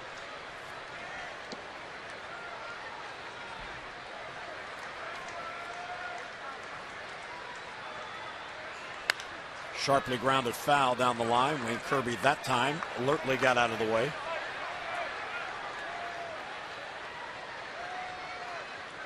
Ryan Flaherty getting a little more playing time, and he's taking advantage of it. Batting .364 in his last 5 games.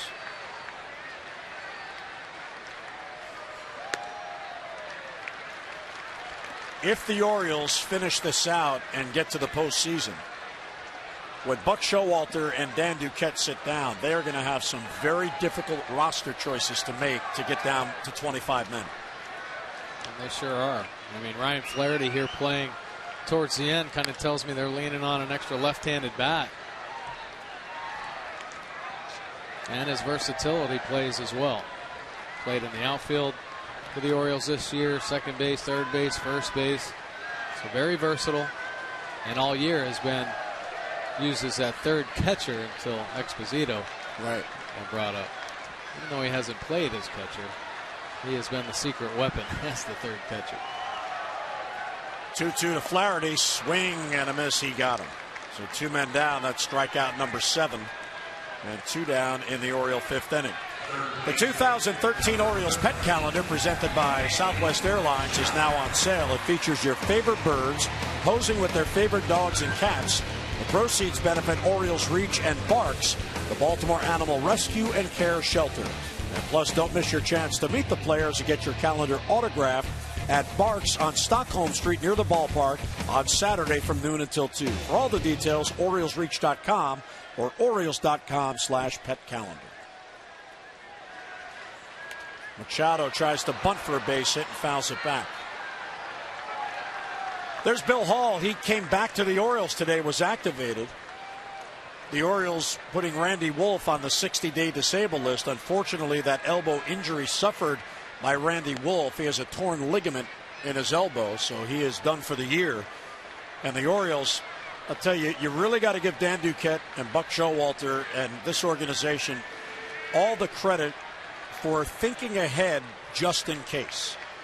And the guys in the instructional league in Florida, Bill Hall has been down in the instructional league since it started after the AAA season ended, just in case. Yeah. No guarantees he was going to come here, but he went just in case. Joe Mahoney has been down there. He's on the 40-man just in case something happened to Mark Reynolds. I mean, they had Ronnie Paulino was there just in case something happened to Teagarden. And Bill Hall comes back. Now, he won't be eligible for the postseason, but a right-handed bat. He's homered for the Orioles this year, just in case. It's just amazing planning on that. And there's Randy Wolf on the bench, and a disappointment for him, obviously. He had a chance to pitch in the postseason. Yeah, definitely a heartbreaker there for Wolf. This ball's hit to the gap in left center field. That ball has a chance, and that ball is gone into the bullpen. Machado hits it out. The Orioles have the lead.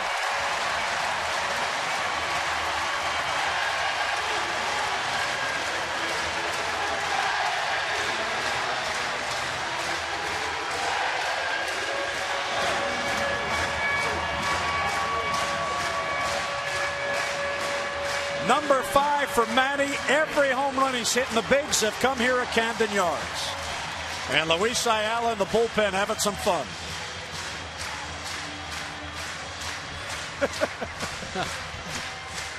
Yeah, I think Manny took Nick Markakis' advice. Do what Tommy did. Yeah. And he did. 3-2 O's lead, all on solo homers. And here's Nate McLouth. Fastball's high, 1-0. Take a look at this swing from Manny Machado. Check out his hands, how he pulls them in tight to his body, and so strong. He gets the bat head on the ball, carries out into the Orioles bullpen.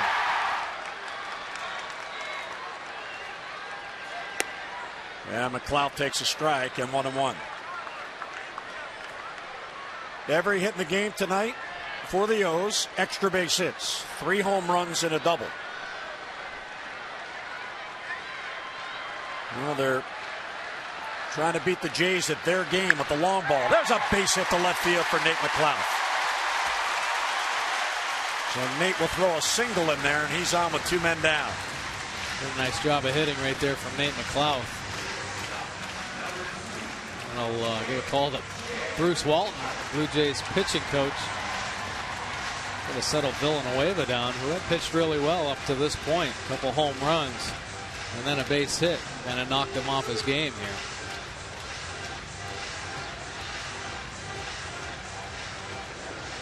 Well, his pitches per inning, he's now at 82. Actually, not too bad.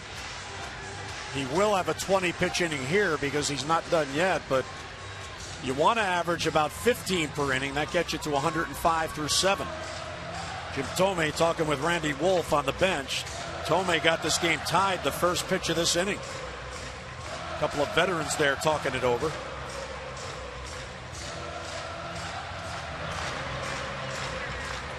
So the old man ties it, and the youngster gives them the lead.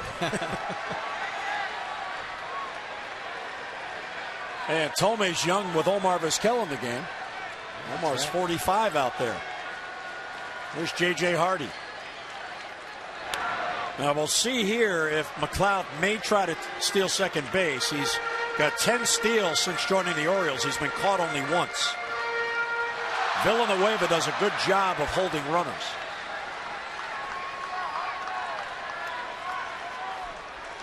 JJ has walked and flied out.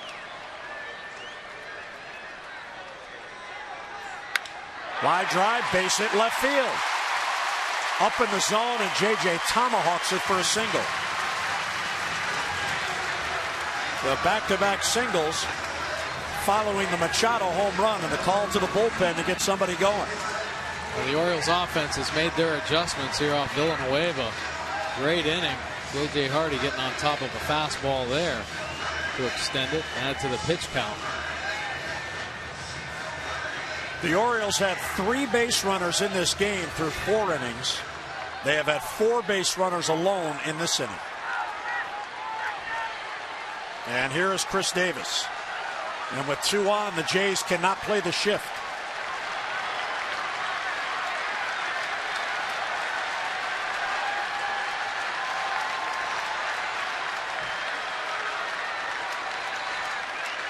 Brandon Lyon beginning to get loose. He just did get up.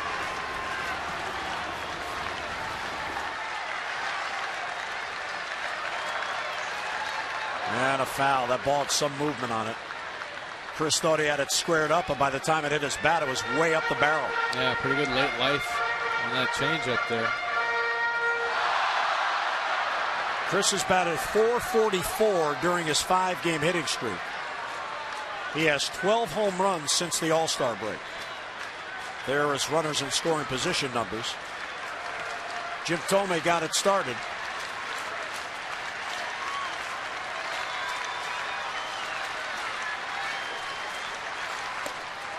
And a breaking ball for a strike.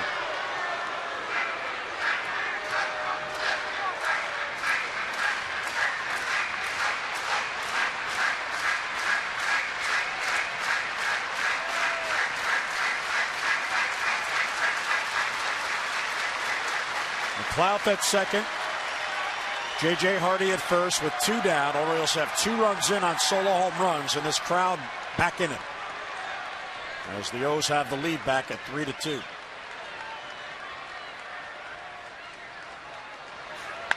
High fly ball, center field. Did he get enough?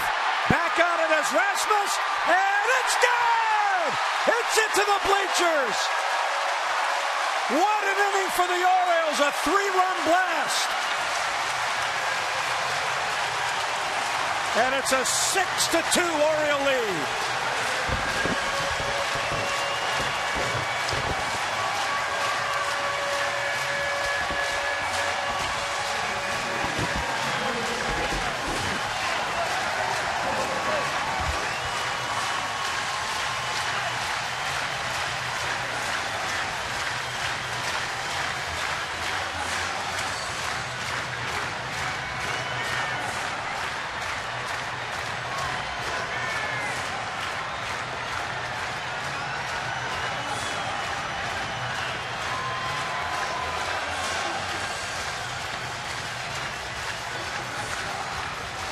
And that will do it for Villanueva. A 3-homer inning.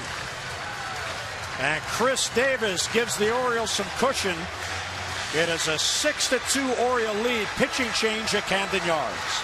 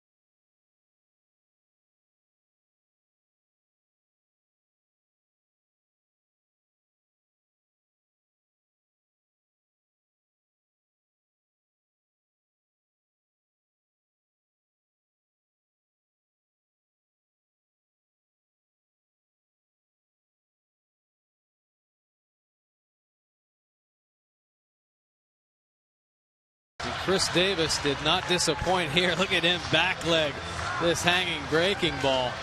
Just destroys this ball. Serious altitude and definitely enough depth there. Big 3-run shot like Chris Davis. The Orioles fans go crazy. Huge blast. Knocking Villanueva out of the ball game. So look at the line here. Villanueva 4 2/3, 7 hits, 6 runs, all earned, 3 huge home runs in that final inning, 7 punch-outs, 86 pitches for Villanueva. That gives way to Brendan Lyon. Came over in a trade from Houston, been in 26 games, 3.32 earned run average, 26 strikeouts. So he is aggressive in the zone and still, as a veteran pitcher, has quality pitches. Villanueva thinking, what happened? He gave up the home run to Tomei leading off the inning. That tied it. Then he got the next 2 batters. He had 2 outs and nobody on in a tie game and was an out away from getting out of it. Machado homered, McLeod singled, Hardy singled, Davis homers. 4 runs later, he's gone, and the Orioles have a 6-2 lead. 1-0 on Adam Jones.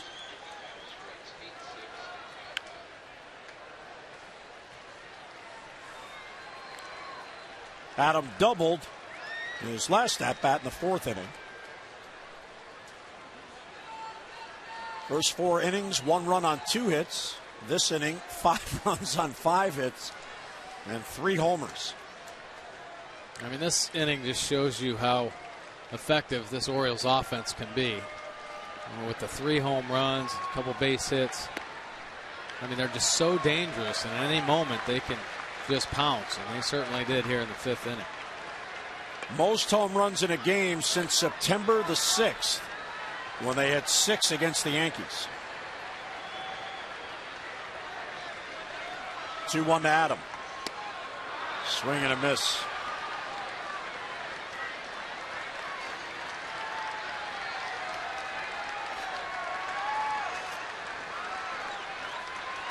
Nate McLeod with Miguel Gonzalez, who is really enjoying this inning.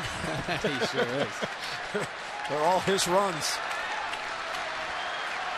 2-2 on Adam. 2 outs and the base is empty. And he got him. That pitch down and in, and Adam couldn't reach it. So the home run derby, the 42-year-old got it started. That tied it. The 20-year-old came up. He got the Orioles the lead. And then the 20-something-year-old came up. He had a 3-run homer. And the Orioles have a 6-2 lead in the 5th.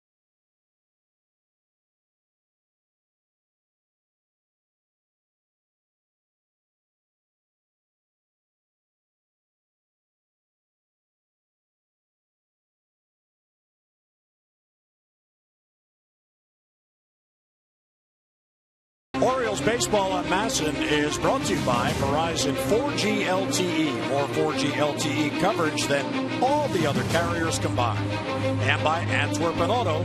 When Jack says yes, you pay less. At Antwerpen Hyundai, Nissan, Toyota, at Howard County Auto Park. Visit jacksays.yes.com. What a night. Beautiful night. Beautiful moon overhead and a 6-2 Oriole lead. Chris Davis getting it done. Orioles got the lead and he added to it. 3 home run inning, 4 home runs in the game. And Gonzalez gets ahead of Edwin Encarnacion 0-1. And now with that cushion, a little bit of breathing room for the Orioles. They're not going to relax, but they can breathe a little easier. Fly ball to center field. Easy play for Adam Jones. And he's got it, 1 down.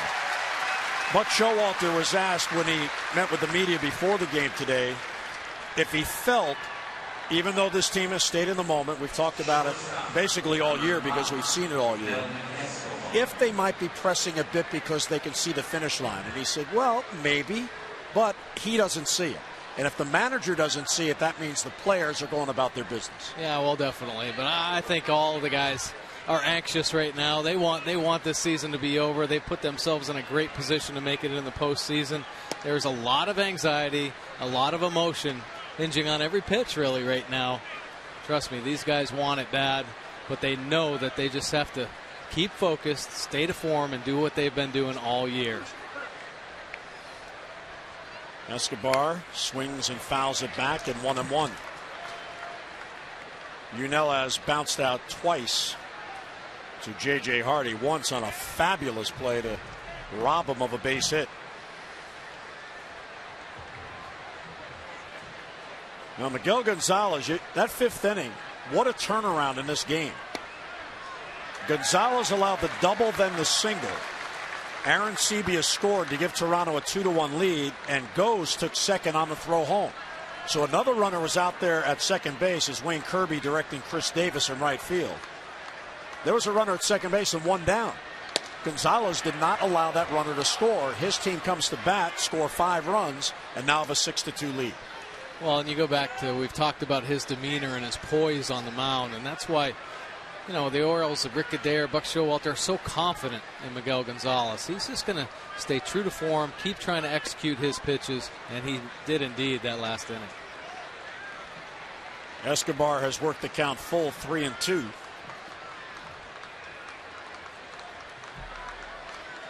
Jays have had a base runner in every inning.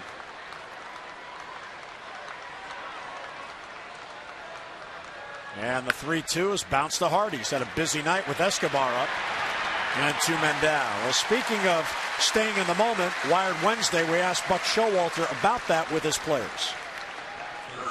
The last thing our players need is somebody, you know, on a roller coaster with them, because the game itself, you know, you play 120 or 162, you know, may follow somewhat of what's on paper and should happen, but the other 40, 50 games are going to be kind of scratch your head, and you know, that's part of it. You know, that's why we watch the games, and I watch them, is because what always should happen doesn't happen. So you hope at the end you have enough wins and more wins than the team's trying to catch you, and so far they've done that. There's a bouncer towards Flaherty to his left.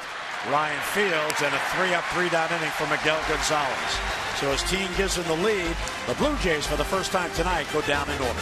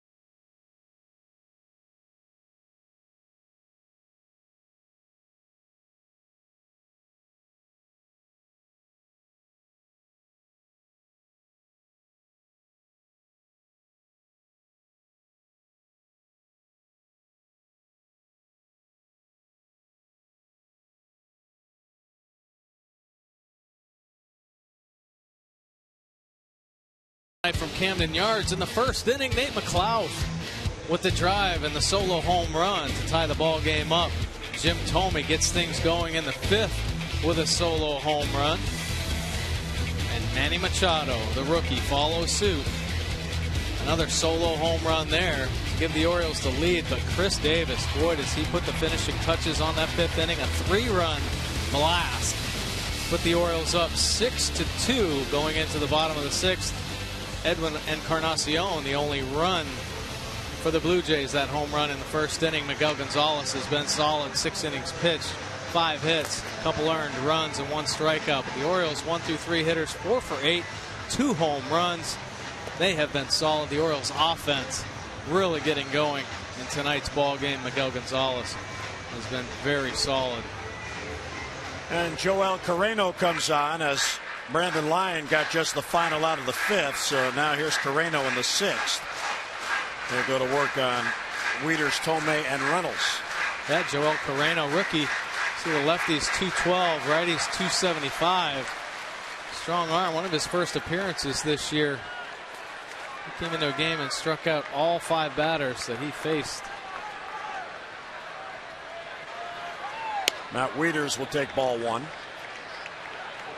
To give you an idea of how unique it was in that 5th inning, when the Orioles scored 5 runs on 3 home runs. It's a feat that they've accomplished this year only 3 times. And tonight is game 156. On September the 6th, that game we told you about, they hit the 6 home runs. They hit 3 home runs in the 8th inning. And the other time was way back in May 10th against the Rangers, when the first 3 batters of the game hit home runs consecutively. So the 3rd 3-home run inning as Wieters fouls it back this way, and Buck Martinez has a souvenir next door. Manny Machado got it done after Jim Thome got it tied. You got to love that at bat by Manny Machado. The first pitch he showed bunt, and then he ends up putting one out in the Orioles bullpen. The setup job. And a strike on the outside corner.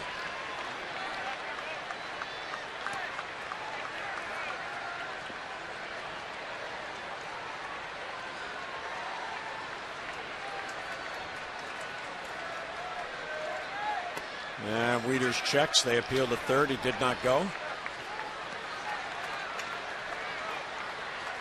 Yeah, Manny in that at bat, and you could see how he really just gets it. I mean, he's 20 years old. He's only been in the big leagues for a couple of months, but he took really 2 tough pitches instead of chasing to get the count in his favor. Then he hit it out. And there is a leadoff walk to Matt Wieters here in the 6th inning. Fans, you can place your deposit now on a 2013 Oriole Park 5-bagger suite package and experience Camden Yards in an exciting way. For one low price, you get a fully catered suite for 5 different games during next season, including 2 against the Yankees or the Red Sox. You also get parking, VIP treatment, and more. Now make your plans now. Enjoy the 2013 season in style. For more details or to make a deposit, 410-547-6173. Or visit Orioles.com/suites. Jim Thome 1 out of 2. He homered his last at bat. That tied the game at 2 and set up the Orioles for a big inning.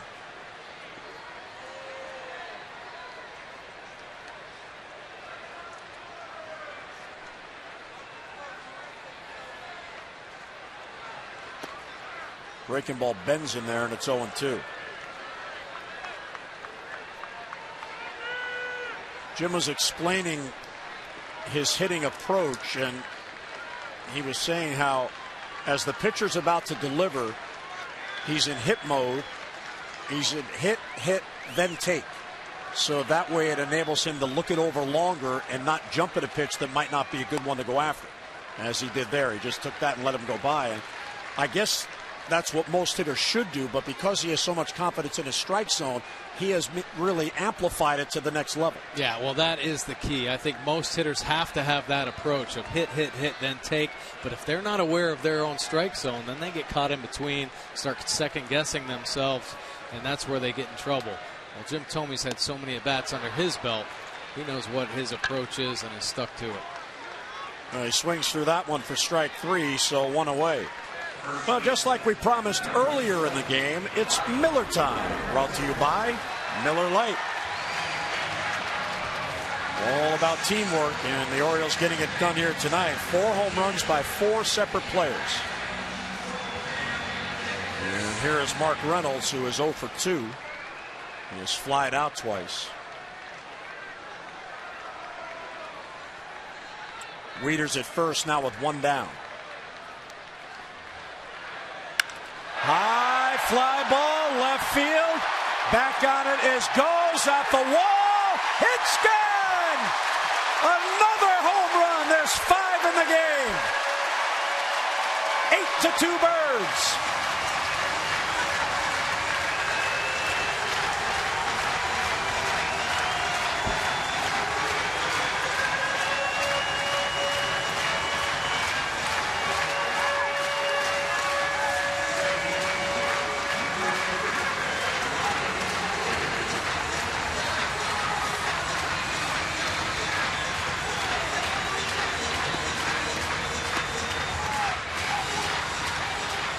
Number 23 for Mark Reynolds, a 2-run shot. Here's Ryan Flaherty. Fastball's outside, 1-0. Take a look at Mark Reynolds' home run swing. He gets so much elevation on his home runs. Always majestic and always deep. He did not miss that one. Outside, ball 2. Be nice to see Mark Reynolds get on one of those tears like he did a few weeks ago where he hit 9 home runs in about 10 days. That's only his 2nd hit in the series, but it gives the Orioles 2 more runs. And there's a strike on the corner, 2-1 on Flaherty.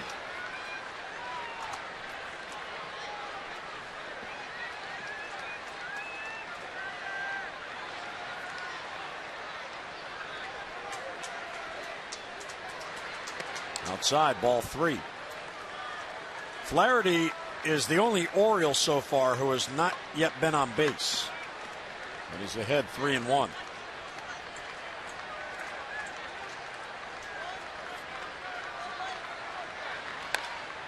And a bouncer foul. 5 of his teammates have just circled the bases. Yeah. It just shows you the depth and the strength of this Orioles lineup. Leadoff hitter with a home run, the number 9 hitter with a home run, a few guys in between. I mean, it's so dangerous.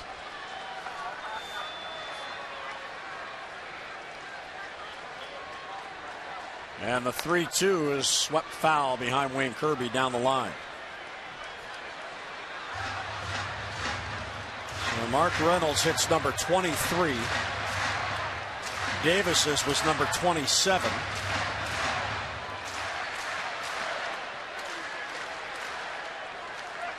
And the Orioles with an 8-2 lead. Bounce towards the middle. There's a base hit for Ryan Flaherty. So Flaherty joins in the fun. Every Oriole now has been on base in this game.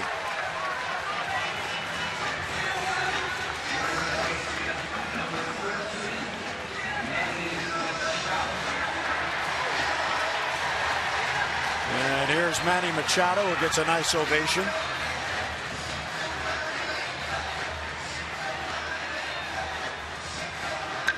Like Reynolds, the home run by Machado, only his 2nd hit in the series.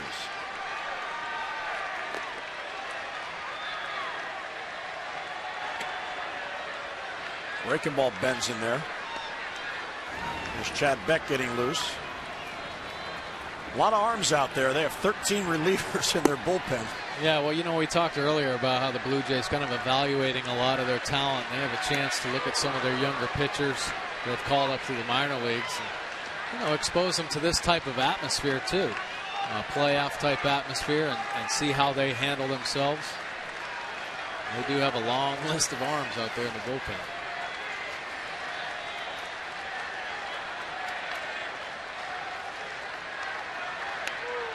And Machado fouls it off to stay alive at 0-2. All the Orioles need now in this game is a grand slam, and they will have homered for the cycle. They have 3 solo home runs. They now have a 2-run home run and a 3-run home run. Something to shoot for. That would be a feat. It would be.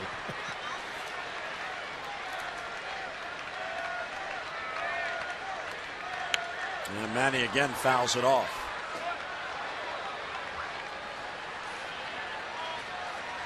Well, the Orioles, they were due to break out. They were shut out last night on 6 hits. They did get 12 base hits in game 2, the 9-5 loss, but unfortunately the grand slam by Aaron Sebia put that game out of reach. And again Machado fouls it off to stay alive.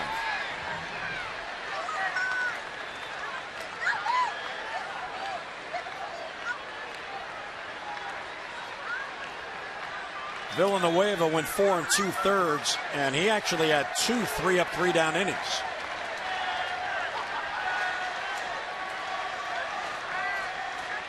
Check swing, and it's outside.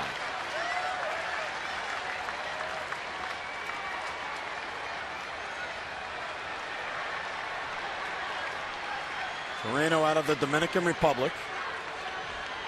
25 years old. He did get into 11 games last year.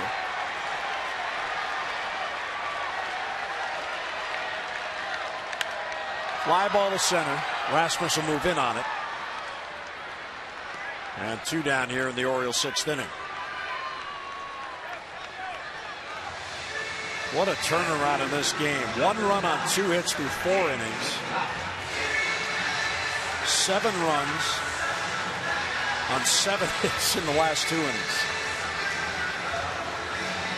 Mr. Tomei got it all started. He electrified the crowd with his home run to tie the game, and his teammates picked it up from there.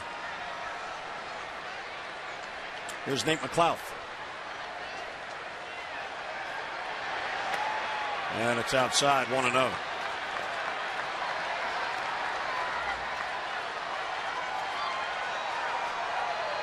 Nate has a single and a home run. He's 2 out of 3. His 15th multi-hit game as an Oriole.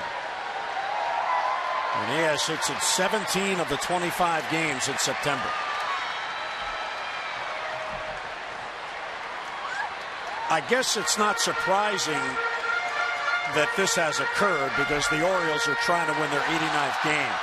But if you think back how this season has gone, with different parts and different players in the lineup getting hot at one time while others cool off, so the slack is always picked up.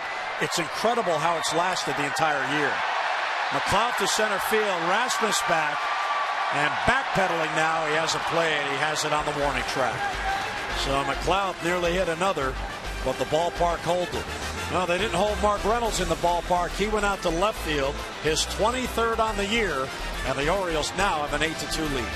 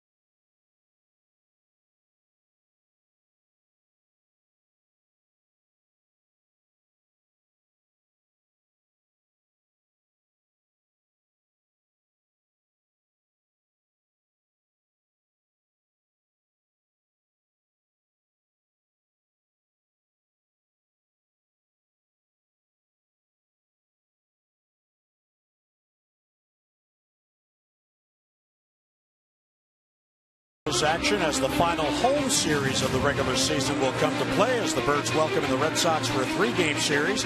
In game 1, it'll be Chris Tillman on the mound against Aaron Cook.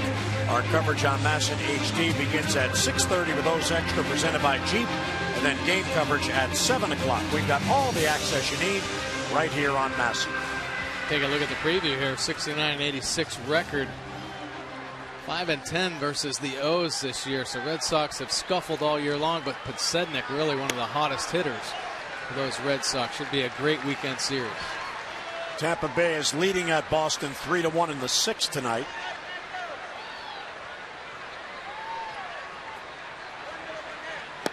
And the pitch is low, 1-1. Robert Andino now in the game. He takes over for Ryan Flaherty defensively at second base as we play the final 3 innings in this game. Broken bat bouncer towards short. Hardy to Reynolds, 1 down.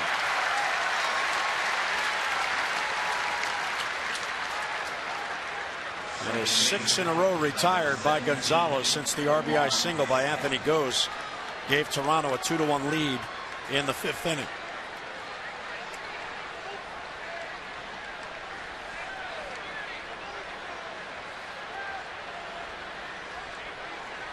Here's Omar Vizquel. And he'll take a strike. Omar is 40th all-time in base hits. And when you think about how many players have played in the big leagues, and he is 40th all-time, that's just incredible. Yeah, he'd probably have a lot more if he didn't have so many gold gloves weighing him down. One of the greatest shortstops of all time. We were talking earlier about him potentially retiring and becoming a manager, but there are teams around that just love to see veteran players like Omar Vizquel and need him to be around younger players to show them the right way to go about their business. 0-2 is a tapper towards the middle. Tough play for Andino. He throws on the run. What a stretch by Reynolds. And they got him. Wow. Both ends got it done. Andino to get to it and Reynolds to glove it. 2 down. Well, it sure was a beautiful play there by Robert Andino, showing his range and athleticism. But I'll tell you what, Mark Reynolds has gotten so much better at first base, waiting to see the throw. If he strides too soon, he can't make this play. Perfect timing, beautiful stretch. Look at the athleticism by Robert Andino. Great stretch right there by Mark Reynolds. Stepping to the ball. That's some flexibility as well. He might be feeling that one later on.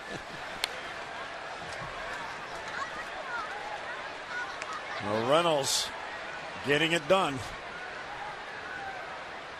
Andino inserted in the game for defense.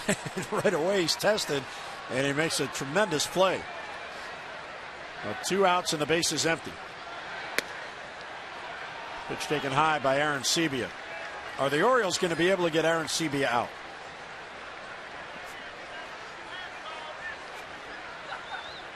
Last night he had 2 hits and a walk. Tonight he has a double and a walk. Sebia arguing about that call right there, but he's looking out over. Miguel Gonzalez has been working that outer third of the plate, and that one definitely caught the inner part of the plate, but he's a little upset about it. Monday he went 3 for 3 with a grand slam and 5 RBIs. Bouncer towards third, that's fair. Long throw across for Machado, it's high and Reynolds has it for the out. A 3-up, 3-down inning, 2nd in a row for Miguel Gonzalez. The defense getting it done. 7th inning stretch brought to you by Jack Daniel's Tennessee Honey. Fly straight, drink responsibly.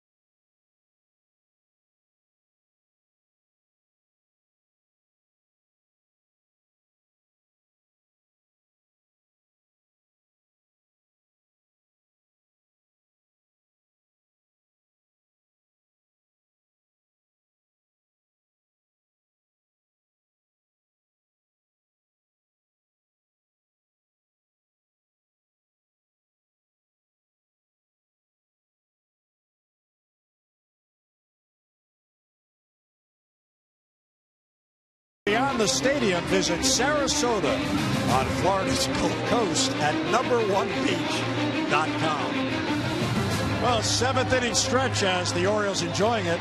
Yeah, nice day for a swim. And a nice day to hit some home runs as the Orioles lead at 8-2. And hi, everybody. Jim Hunter and Mike Bordick having fun at Camden Yards. Mike, the Orioles needed exactly this kind of a game. It had been 2 consecutive losses, trying to get a win to split this series. Not only do they have a lead, they've exploded with the long ball. They sure have. Last couple games, couldn't come up with the big hit. And, of course, yesterday, bats all silent, but they came alive tonight in this ball game. Jim Thome, of course, sparking that huge 5th inning. And this is what the Orioles offense is all about. They're so dangerous, and they've done this all year. So great game so far. Miguel Gonzalez has pitched a gem to this point. Yeah, and getting home runs from 5 different hitters, even more so because you have several hitters breaking out in the same game. Yeah, well, you talk about the strength of the Orioles lineup. I mean, to have power from 1 through 9 and consistent power is so impressive, and that's why they are going to be so dangerous here going down the stretch and hopefully into the postseason. So Chris Davis will lead it off as we go to the bottom of the 7th. And here is Chad Beck to come on. So Carreno goes 1 inning and gives up the 2-run home run. And it was hit by Mark Reynolds. Yeah, Chad Beck, another one of the young arms they called up. A lot of injuries and obviously just a chance to take a look at him. Pretty high opponent average off Chad Beck, but he'll try to work himself through this 7th inning, facing J.J. Hardy here.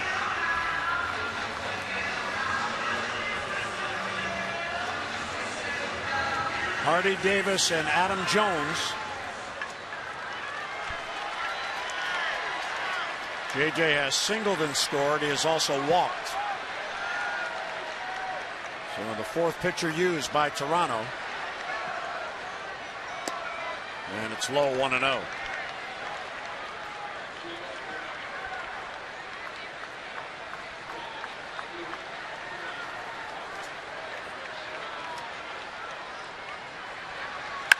Line drive left field. That falls, base hit. A big hop to Anthony goes, and J.J. Hardy is getting back on his game. He's got a 2-hit night. Time for you to text in your vote for the AT&T Player of the Game, and here are the candidates. Chris Davis, he has a 3-run home run. Manny Machado, he has a solo home run that gave the Orioles the lead. Jim Thome has a solo home run that tied the game. Text in your vote now and have your voice heard. A, B, or C to 31826. Might be some write-in votes for Miguel Gonzalez, too. Pitched a huge game when they needed it the most, you know. I mean, this is a crucial time where every game is important. He stepped up. Chris Davis bounces it foul. Once again, the shift employed on Davis because there's no runner at second base. There's Miguel looking on. He has pitched 7 strong innings.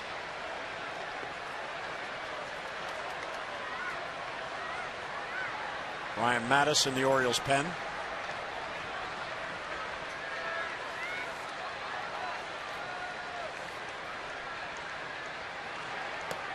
Swung on and missed, 0-2.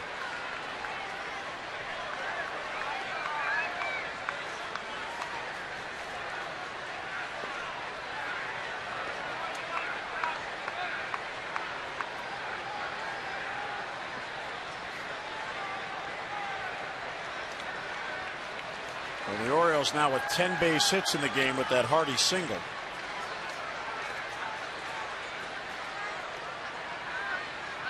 And the 0-2 is taken low.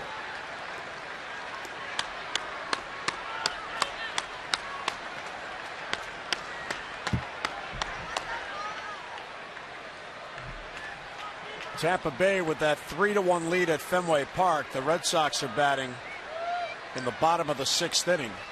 Farnsworth, the reliever's now in for Tampa Bay.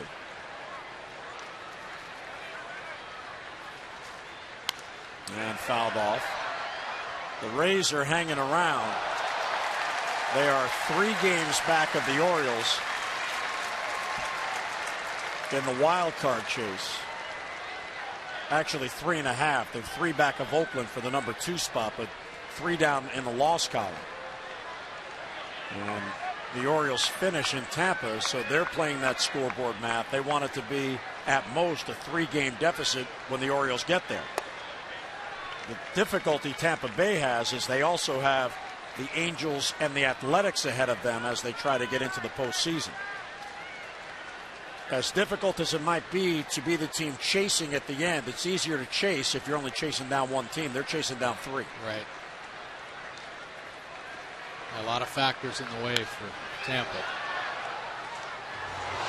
And if the Orioles win, their magic number goes down to 5. And if the Angels lose later, they're at home against Seattle, the magic number goes down to 4 for the Orioles to clinch the top spot. And as we mentioned earlier, with the Orioles off tomorrow, that half-game difference with a lot of these teams will disappear because everybody will have 6 games left come Friday night. As Davis looks it over low, 3-2. Chris Davis having himself a really good at-bat right here off Beck. A lot of tough pitches down in the bottom of the zone. This will be the 8th pitch in the at-bat.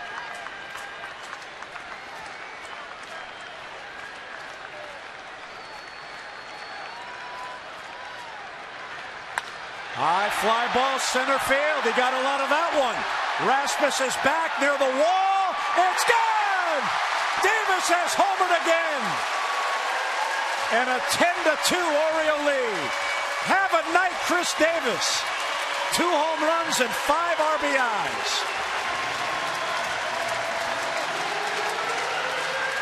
A bullpen celebration.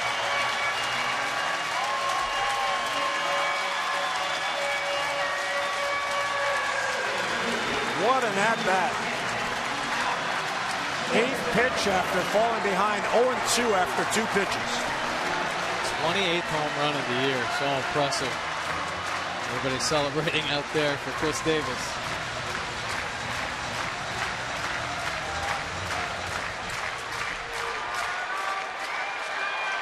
'28 home runs on the year and 77 RBIs. And here's Adam Jones. And a strike. Take a look at Chris Davis's home run swing. Almost identical. Look at how he stays behind that baseball and all that power he possesses. Ooh. He gets some elevation as well out into the Orioles bullpen.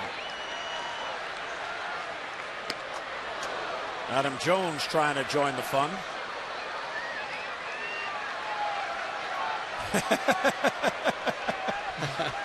Pedro Strop had his fishing pole out. Reeling it in, baby. Reeling it in. They have some fun out there.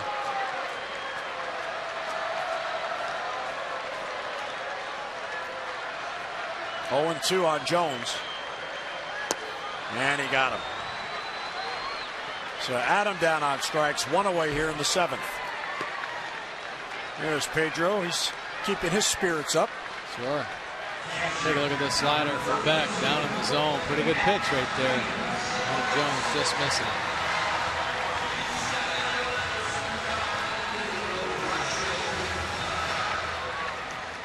Well, 1 down, Matt Wieters now. Matt has walked and scored, and he has struck out a couple of times.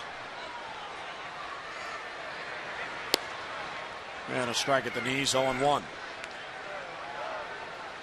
So the only Blue Jays pitcher not to allow a run was Brandon Lyon, who faced only 1 batter.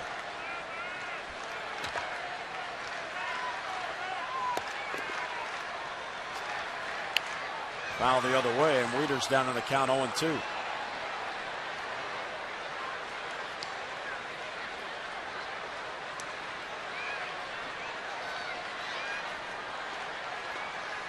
Five in the 5th, 2 in the 6th, and 2 here in the 7th.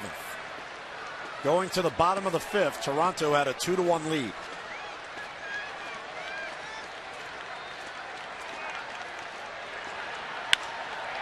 And knocked down by Laurie. He picks it up, he throws off the bag, and Wieters is safe. So even with the shift, Laurie got to it, couldn't glove it, and Wieters is on. This copyrighted telecast is presented by authority of the Orioles and may not be reproduced or retransmitted in any form And the accounts and descriptions of this game may not be disseminated without the express written consent of the Orioles.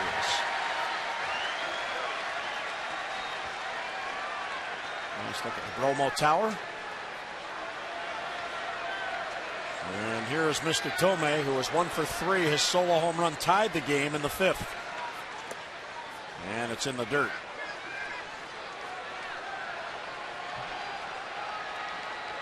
Once again playing that big shift on Jim Tomei. Lowry started off in right field, but moving his way in, realizing there's only 1 out, so double play situation.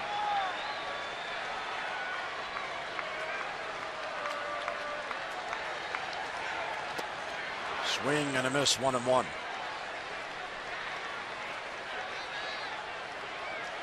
Jim Tomei's base hit,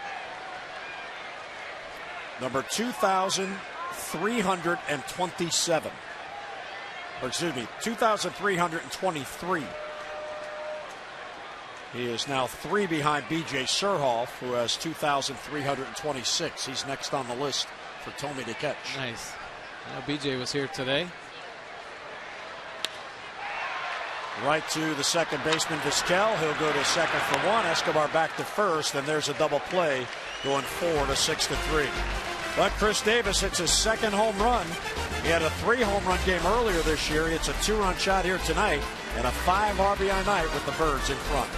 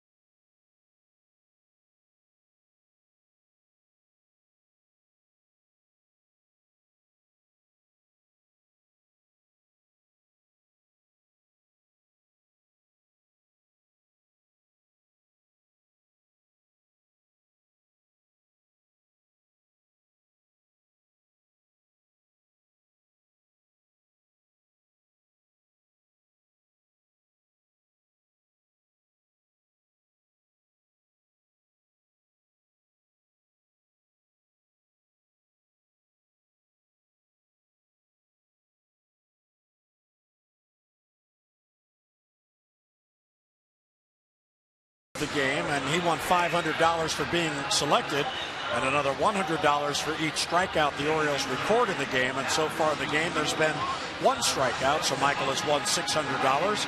For all the latest information on new games, current promotions, and second chance contests, visit mdlottery.com.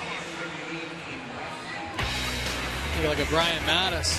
He has been superb as a reliever. 1.64 earned run average in 15 games. Been a lot more aggressive, not really worrying about much. He says that being out in the pen has certainly helped him. Doesn't have to think as much, always prepared to come into a ball game. On the year, 31 games and 6-10 record with a .499 earned run average. But he has been so solid for the Orioles coming out of the bullpen. He's pitched to that 1.64 earned run average. And he has stranded all 14 inherited runners. He's been really good against lefties at 179 batting average.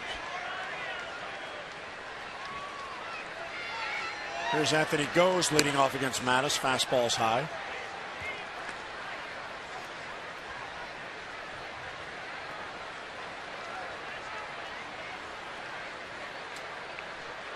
Ryan last worked Sunday in Boston, so he's well rested. Fouled out of play the other way. 1-1 the count. Great night for Miguel Gonzalez, in line for a win. Oh, sure was. And this was a huge game. Maybe the biggest game of the season to this point. 7 innings, just 5 hits, couple earned runs, 96 pitches. Just a phenomenal job by Miguel Gonzalez. Used all his pitches. kept this Toronto team off balance. They really have picked up the pace the last couple games, but he stymied their offensive production with just 5 hits. Andy Chavez in the game takes over for Chris Davis, who drove in 5 for the Orioles and gets the rest of the night off. Yeah, I'm tired jogging around the bases.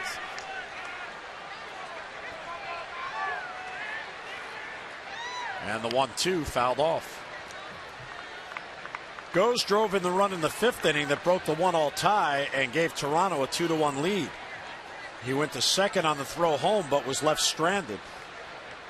And that really the turning point in this game when Gonzalez got Laurie to fly out and then Colby Rasmus to fly out on a great play by Chris Davis in the corner. He disappeared at foul ground and made the catch. Just did get a piece to stay alive. That really was a turning point in the ball game for him to get out of that inning. Only just giving up that 1 run, and we had talked, and we have talked about Miguel Gonzalez just keeping his composure, never seeming rattled. Of course, Rick Adair had come out that inning and talked to him a little bit, and he settled right down and made great pitches to get out of that jam. And the 1-2 is outside. He's able to check. Of course, right after he did get out of that jam, that's what kind of fired up the offense. And Jim Thome and everybody else climbed on board and put up 5 runs. Tommy Hunter now getting loose.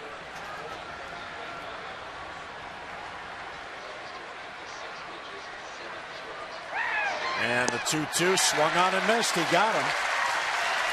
So Brian Mattis. There's a strikeout for Brian. And 1 away. Now I was just thinking that this is my last chance to call a game with you this year. And I just want to say you did a great job this year. I thank you very much. And welcome to the team. And year 2 is going to be even bigger and better. Well, I certainly wouldn't have been here without you and your help along the way. So thank you very much. I've had a blast. I mean, you guys have all been so good helping me. And I've had so much fun, obviously, watching the Orioles and learning about this side of the game and the broadcasting. And I just want to thank everybody that's helped me out. But I've had a blast. When I knew you finally were figuring out when the last couple of days you dominated the production meeting. Oh, yeah. I was just a bystander. Okay, Mike, whatever you want to do, that's fine with us. And the 0-2 is in the dirt. Well, ever since I did my big interview. That's right. That was a sweet interview, I'll tell you. It was awesome. Well, you really did a good job, and you could tell you did your work, and that's the most important thing, showing up prepared. And you certainly know the game, and you love the Orioles, and a tremendous, tremendous first year, and it's only going to get better because now you have that reference point. Yeah, well, I appreciate you saying that, Jim. But once again, I go back to, I mean, you guys teaching me the way. You've showed me so much just about filling out a scorecard, about how to go about the business. You talked early about getting into a routine, doing your homework. So you've been a great teacher, and I appreciate it. Swinging strikeout of Brett Laurie, and 2 men down on back-to-back Ks. Another good pitch by Brian Mattis down in the zone, down and in there at 93 miles an hour. He got ghost with a 92-mile-an-hour fastball down and away. Great location. Nice pitch by Brian Mattis. Fearless out there in the reliever role. So when Brian gets back-to-back Ks, he'll face a pinch hitter here. Mike McCoy comes off the bench. And 1 pitch bouncer to Manny Machado. And Mattis has an easy 3-up and 3-down inning. So Brian Mattis comes on. He picks up where Gonzalez left off. 11 in a row retired by the Orioles pitching.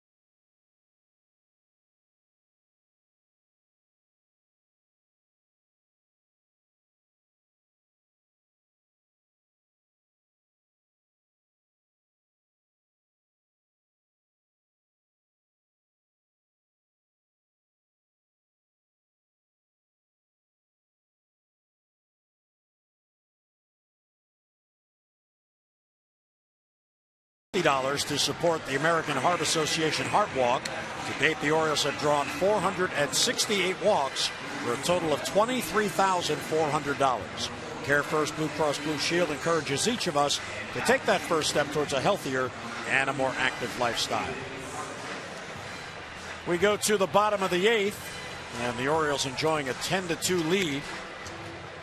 6-home run game tonight, 2 by Chris Davis, who has 5 RBIs, and David Carpenter comes on for Toronto. David Carpenter spent most of the year in the minor leagues. He was another one of the arms that came over the big Houston trade, won 2/3 innings this year, a couple strikeouts, a couple walks, but fastball pitcher, big numbers here. Of course, a small sample size, 714 batting average, 400, but pretty good fastball, sits around 93 to 95 miles an hour, and a pretty good slider, and just another one of the young arms that the Blue Jays want to take a look at. Anthony Goes moves from left field to center field. Rasmus out of the game, and Mike McCoy, who pinch hit for Rasmus, stays in the game in left. So David Carpenter will work to whittle down that 43.20 ERA. That's what happens when you give up 8 runs in less than 2 innings. Yeah. Here's Mark Reynolds, and Dino's on deck, the Manny Machado in the 8th.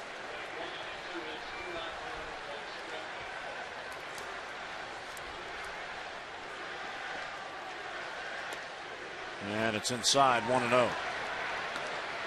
Carpenter is the 5th pitcher used by John Farrell.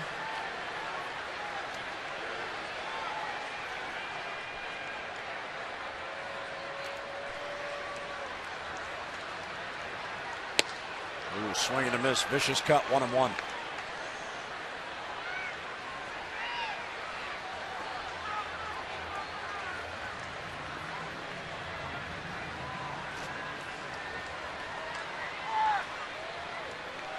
Good to see a lot of smiles in that Orioles dugout.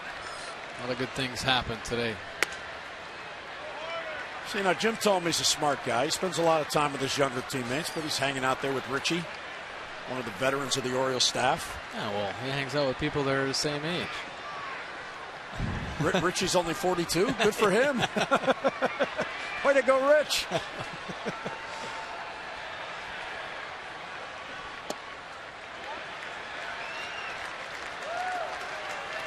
Pitch taken low, so ball 3. There are a lot of people who work very hard for this organization that are just bursting or want to burst with excitement for clinching a playoff spot as Reynolds hits at the 3rd. Tough play for Laurie. He gloves and throws high, and it's into the stands. Well, a good effort on the front end ends up in the seats on the back end, and Reynolds will reach. Yeah, kind of a young mistake there from Lowry. Just couldn't get his feet right. Should have stuck with his first decision coming to get that ball. Then got kind of in between, and you see his feet moving. Just over boogied a little bit. Fired that one up into the stands. Some happy fans, but Brett Lowry not very happy about that play. Yeah, you see his frustration. Oh, tough night. It's his 2nd error.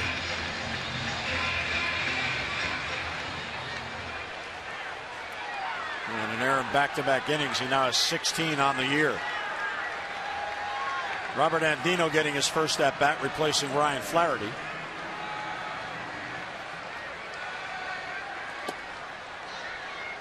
But there are a lot of people here whose first year in the Orioles organization was 1997. And all remember how special it was that year, and have been waiting all those years since. And the people that work in the front office here and in community relations and in public relations, they work so hard day in and day out. Well, they sure do. I mean, and they have done a great job, and they've stuck by their team forever.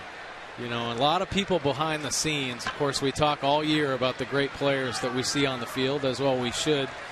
And, of course, Buck Showalter and his coaching staff. But there are a lot of people involved that, obviously, the training staff with Brian Ebel and Richie Bancells to keep players on the field. Of course, you know they're all banged up right now, but you see them still able to get out on the field and produce. And even more behind the scenes, the video guys that the Orioles have.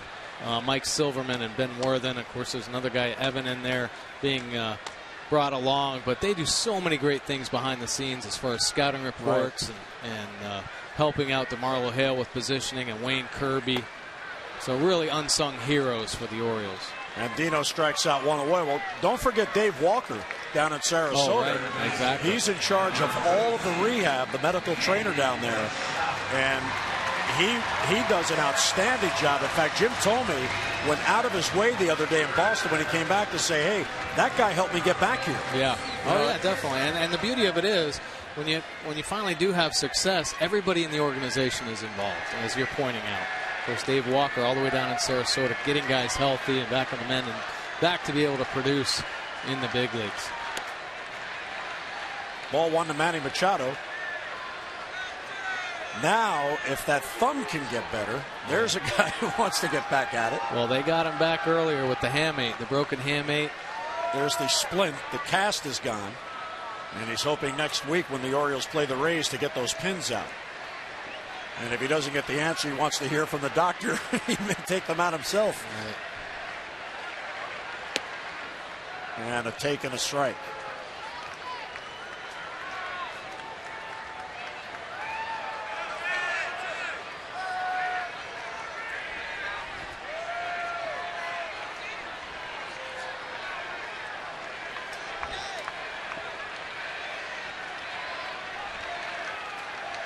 And the 1-1, high fly ball, left field, he's hit another. Machado goes deep. 12-2 Orioles, a multi-home run game for the 20-year-old Machado.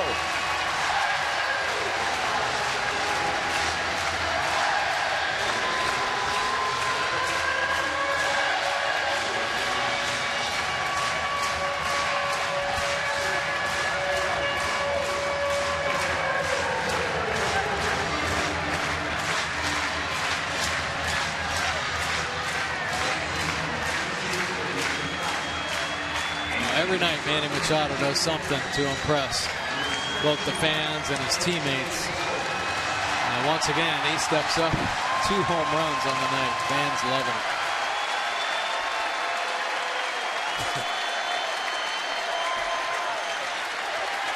L.J. Hose now will bat for a first time.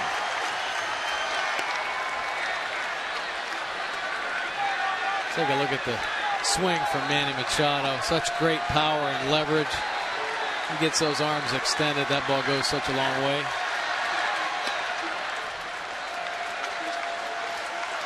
LJ has been with the team for a couple of weeks. He pinch ran in this series. It's his first big league at bat. He has not batted in the game since September 3rd against Gwinnett, playing for Norfolk.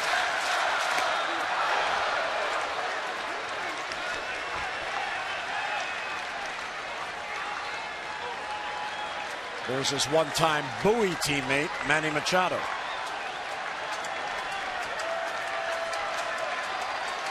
All 12 runs via the home run.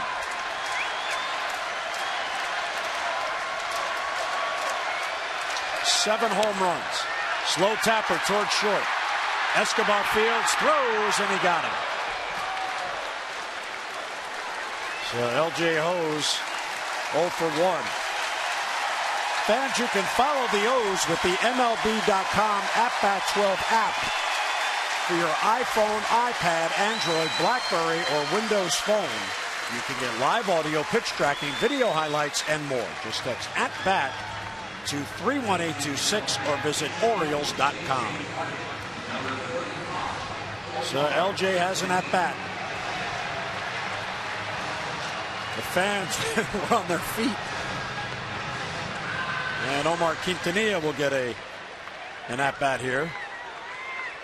Well, they certainly appreciate. They've been hearing all year long about L.J. Hose and the things he'd been doing in AAA Norfolk.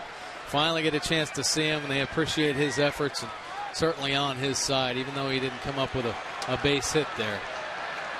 Certainly supporting him. And Quintanilla takes outside.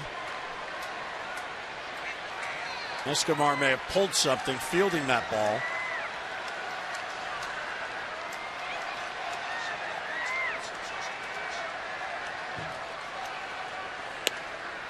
Quintanilla takes a strike. The 7 home runs in a game ties the franchise record for most in a game. It was accomplished back in 1985, and prior to that, 1967. A 7 home run night for the Orioles. And all 12 runs coming in on those 7 runs.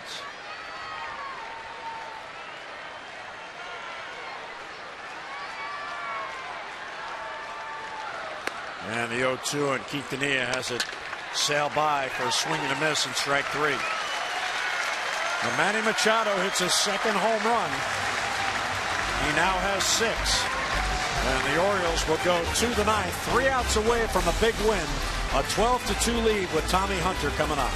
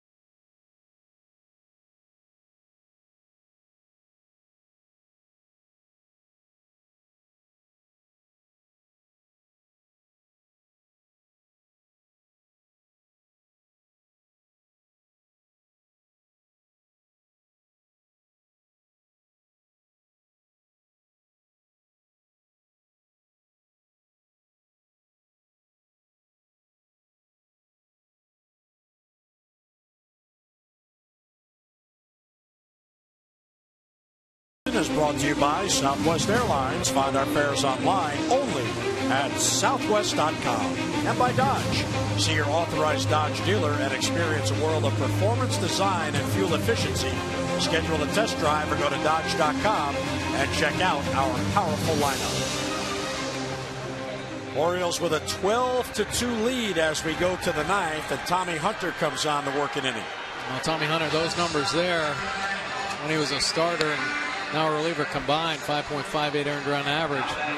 A lot of innings under his belt, 77 Ks. But I'll tell you what the story for Tommy Hunter has been here recently. Since moving to the bullpen, his velocity has increased right 5-7 miles an hour. He actually touched 100 miles an hour in recent road trips. So a lot of strength.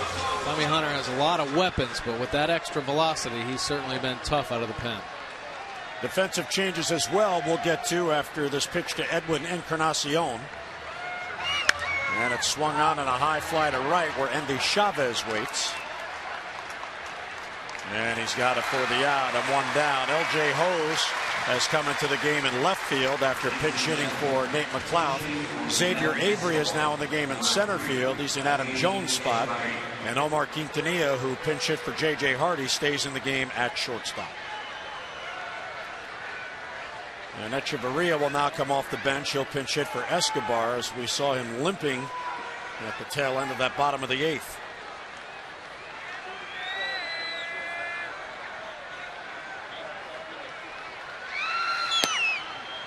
And a strike taken.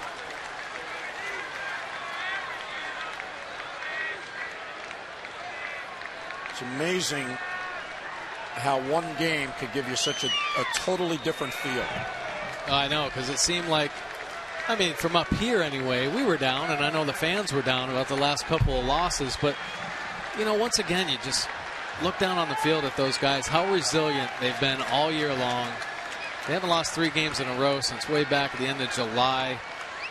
So they've always stayed confident. That'll fall for a base hit for Echeverria. So he's on with a 1-out single as he serves it in the right field. Here's an update on the voting for the AT&T Player of the Game.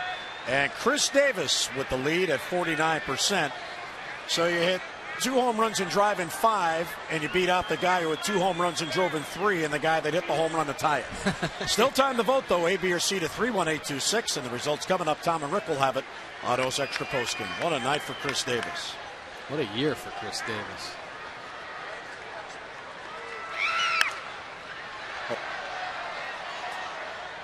And a foul back on an aggressive swing by Adam Lind.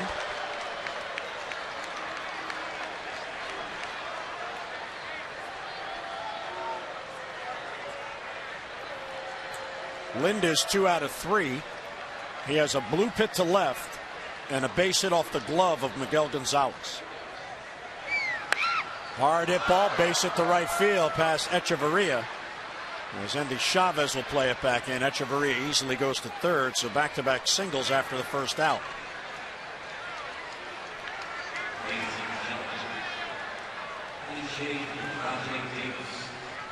There's Moises Sierra coming off the bench. He'll pinch hit for Rajai Davis to get an at-bat.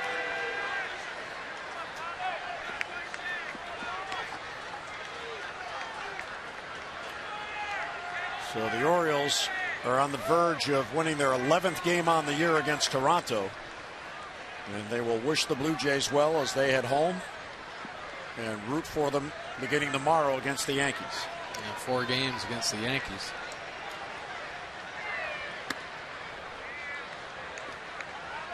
The Blue Jays have the 4 against the Yankees and then 3 against Minnesota to close it out. The Orioles will welcome in the Red Sox on Friday for 3 games. There's a chopper toward short. Quintanilla and Dino back to first, a double play, and the Orioles win. Their 89th win on the year, provided by 7 home runs. And that man, Chris Davis, got it going, as did that man, Manny Machado.